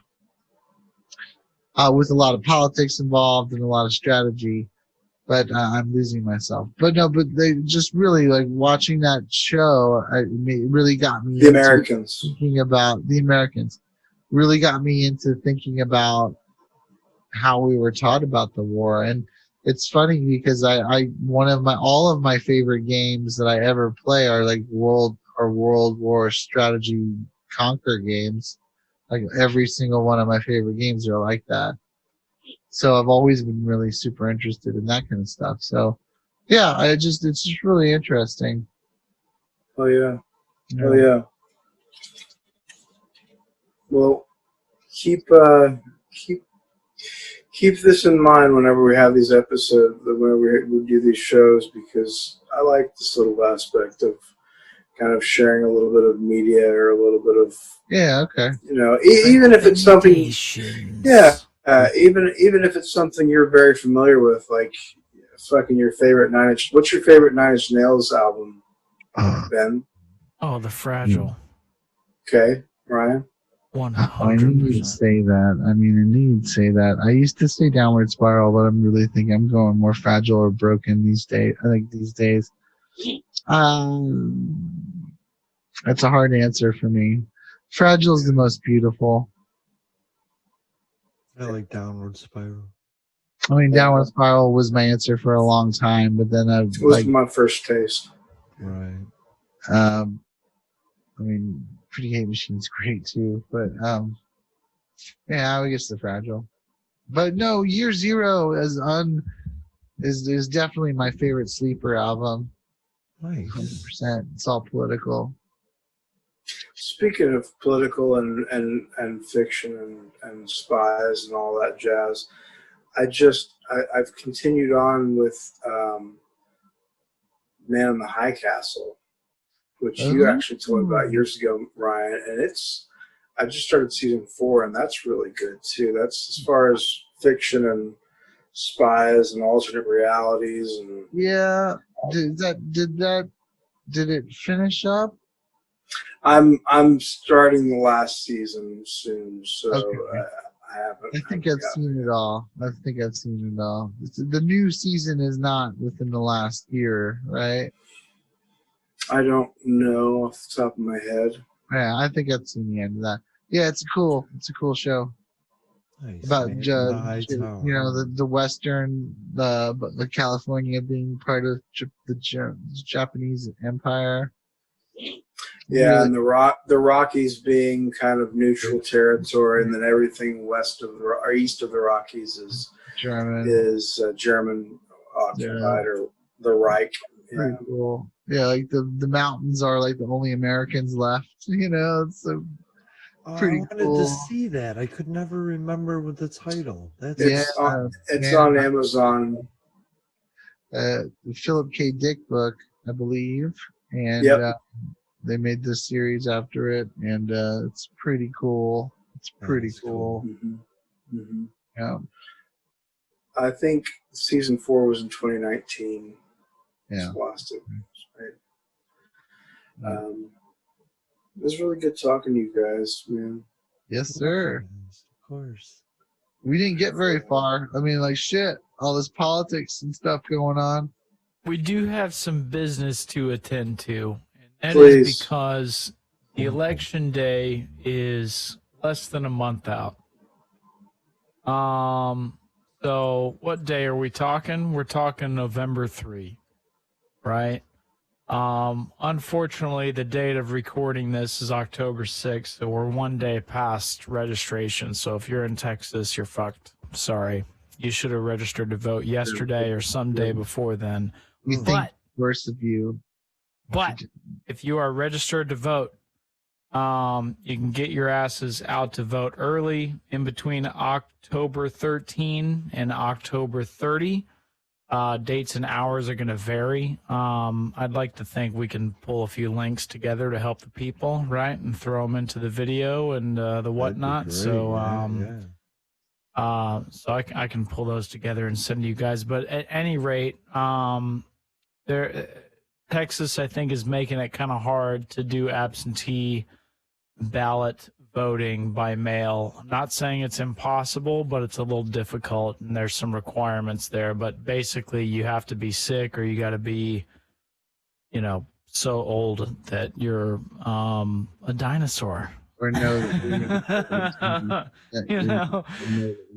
or super sick or something like that. So almost nobody can vote by mail. But if you are eligible to vote by mail, you have to have your request received by October 23 and returned by mail sometime in between then and no later than November 3 at 7 p.m., which is Election Day. Get out and vote, people. Don't wait till November 3. But obviously, if that's the only day you can do it, get out and vote then, too. They gave us 6 extra days this election. That's the one thing that Texas has done. There you go. To help us. They've given us 6 extra days for early voting. So there you go. But don't sit on your laurels, people. Don't wait. Go get it done. October 13 to October 30, go vote early. Right? Get your ass down. Where can the people do that on the west side of Denton County, Ryan Main and Joe Brown? Where can people go and do that? There's a main voting site for Denton County in the Civic Center by Red's Barbecue. Very close to, it's on Bell. It's on Bell Avenue. That's in the city. Yeah. Nice. That's the big one. There's some spread out depending on what district you're in. I have one that TWU, which is amazing, that they do early voting. And I walk over to TWU. It's by Chick-fil-A, like right next to the Chick-fil-A at TWU.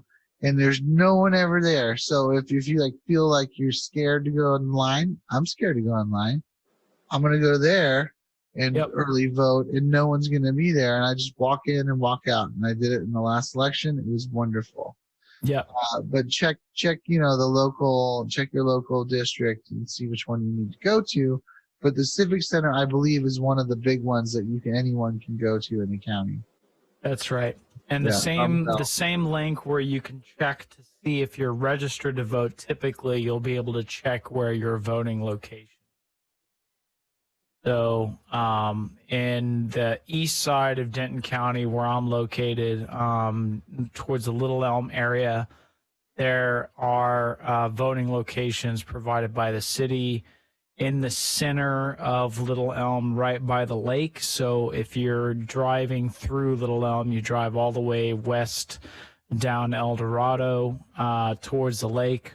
Or if you're coming from 380, right, you take 720 south into Little Elm. And it's right there by the police station and by the library. Typically is where you're going to find your voting location for Democrats. And I believe if you're voting Republican, that's typically going to be at the rec center. So generally speaking, there's 2 different locations that they try to have in Little Elm where you're going to go and vote. So go and find your location. If you're a little bit south of that as well, there's typically side locations that they'll set up near other government buildings like firehouses and things like that. So check those locations if you're on the east side. And we'll have a link in the description, right? I'll send that to you guys. I've already got it pulled up. So you can go check where your location is in Denton. But get out and vote, people. Go get it done. Yep. Also, you can check out votedenton.com. There's another place you can go to find your polling places as well. They haven't posted the exact locations on a lot of these places, but they have the basic area in the city marked out even on the maps. So and it shows all over Denton County and a lot of North Texas even. So if you are looking for a place. There's no reason you can't find a spot. And if you need a ride, reach out to somebody. If you need, it's a weird time to be carpooling, but ask anybody you can to help you get there. Do it quick. Do it as soon as you can. Help anyone do any kind of voting help. If you message us on Facebook, I'm totally help. I will find people to whatever, or I'm totally down to help. If you see voter intimidation tactics, which is something some people are concerned about, tell us. I'll show up. I'll fucking show up. Call the police too. Yeah. I love that. Fuck that shit. This is the one day. This is the one time period where I'm not gonna give. I'm gonna be safe, but I'm gonna go the fuck out. And then I've been kind of self isolating this whole time. Yeah, this is the for one sure. time where I'm going the fuck out, and it doesn't matter. Like, I'll help someone. I will. Whatever. Doesn't matter. I'll go do it. Our civic duty, gentlemen. We got to get groceries for ourselves, and we got to go vote. That's right. I don't have to get groceries, dude. Kroger delivers to me, motherfucker. Beautiful. We're living in a magical time. Well, people, thank you for your ear, and try to check out our stuff. Jason, did you give a recommendation? I did. He sure did. It was, that's right, the Bomber. He was first off the bat. Oh, you were the first? Okay, the Bomber. But I have another recommendation, and that is the Denton County Collective on Spotify, Apple Podcast, Instagram, and Facebook, or Twitter. Oh, we're in a bag.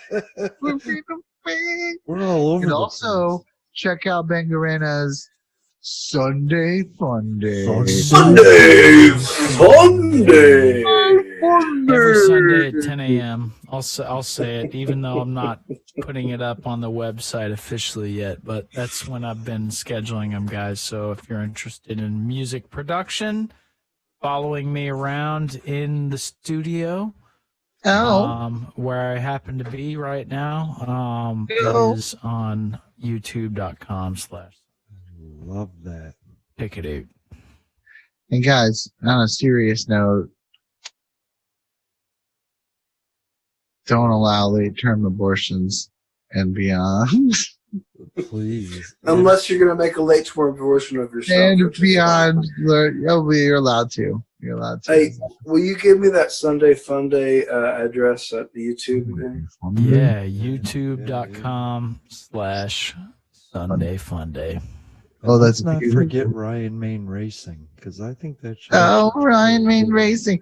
I've been trying to add more content to that. I'm gonna start adding my I do a broadcast every Tuesday, and I'm gonna start trying to add that to my thing.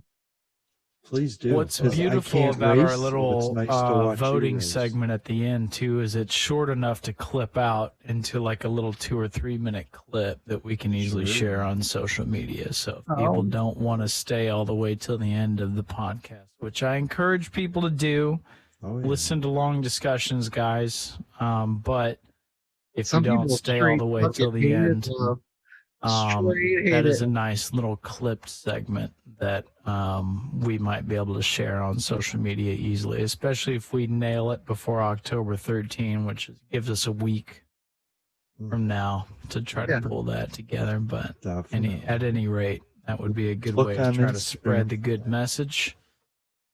Cool. Love it. Love you guys. Love you guys. Too. So sexy. It's just sexy as fuck. To infinity and beyond. Beyond and beyond. All right, I stopped.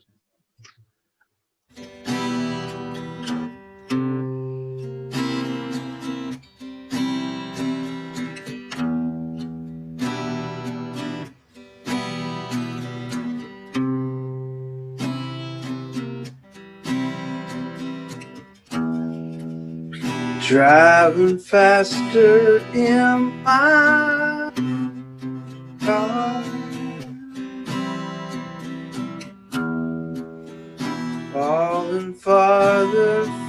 learn just what we are. Smoke a cigarette and lie some more. These conversations kill, falling faster in my car. It's time to take her home. Dizzy head, it's conscious laden. Time to take the ride. It leaves today no conversation. Time to take. There's like a time delay. It's really, really weird. It is rough. You know Sorry, what I'm saying? man. It's good though. It probably sounds great for you, and I'm just trying to play it along to the same time. For me and Jason, it's so weird. Yeah, no, It's it so sounds weird. good. Until you But we went gotta be into in the the same chorus, room, yeah, it sounded you know? good. That's great. But yeah, That's rough. You know, with Zoom technology, this would have to be a same room situation. Right. definitely would have to be a same room situation. I love the but- pilots, man. Fucking hell. I love that. That's right. Oh, I'm recording now. Turns out.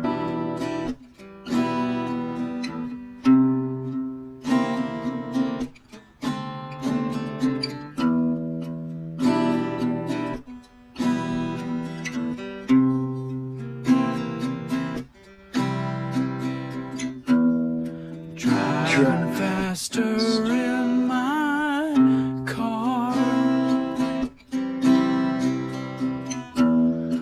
falling farther from just what we are.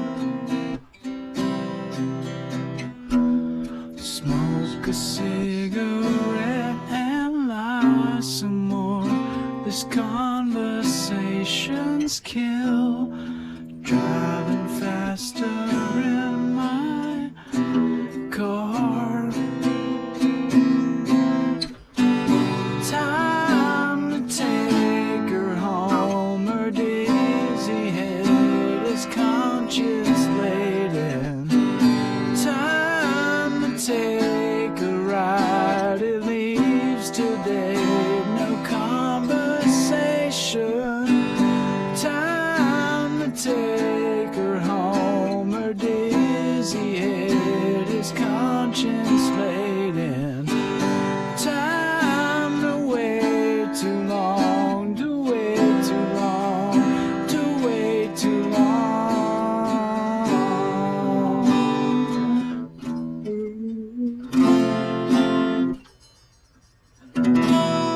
Force me, gag me. That F chord's a tough shape, and I really Piccola bambola di carne nel Every corso time it's caduta beautiful. di un pezzo e finire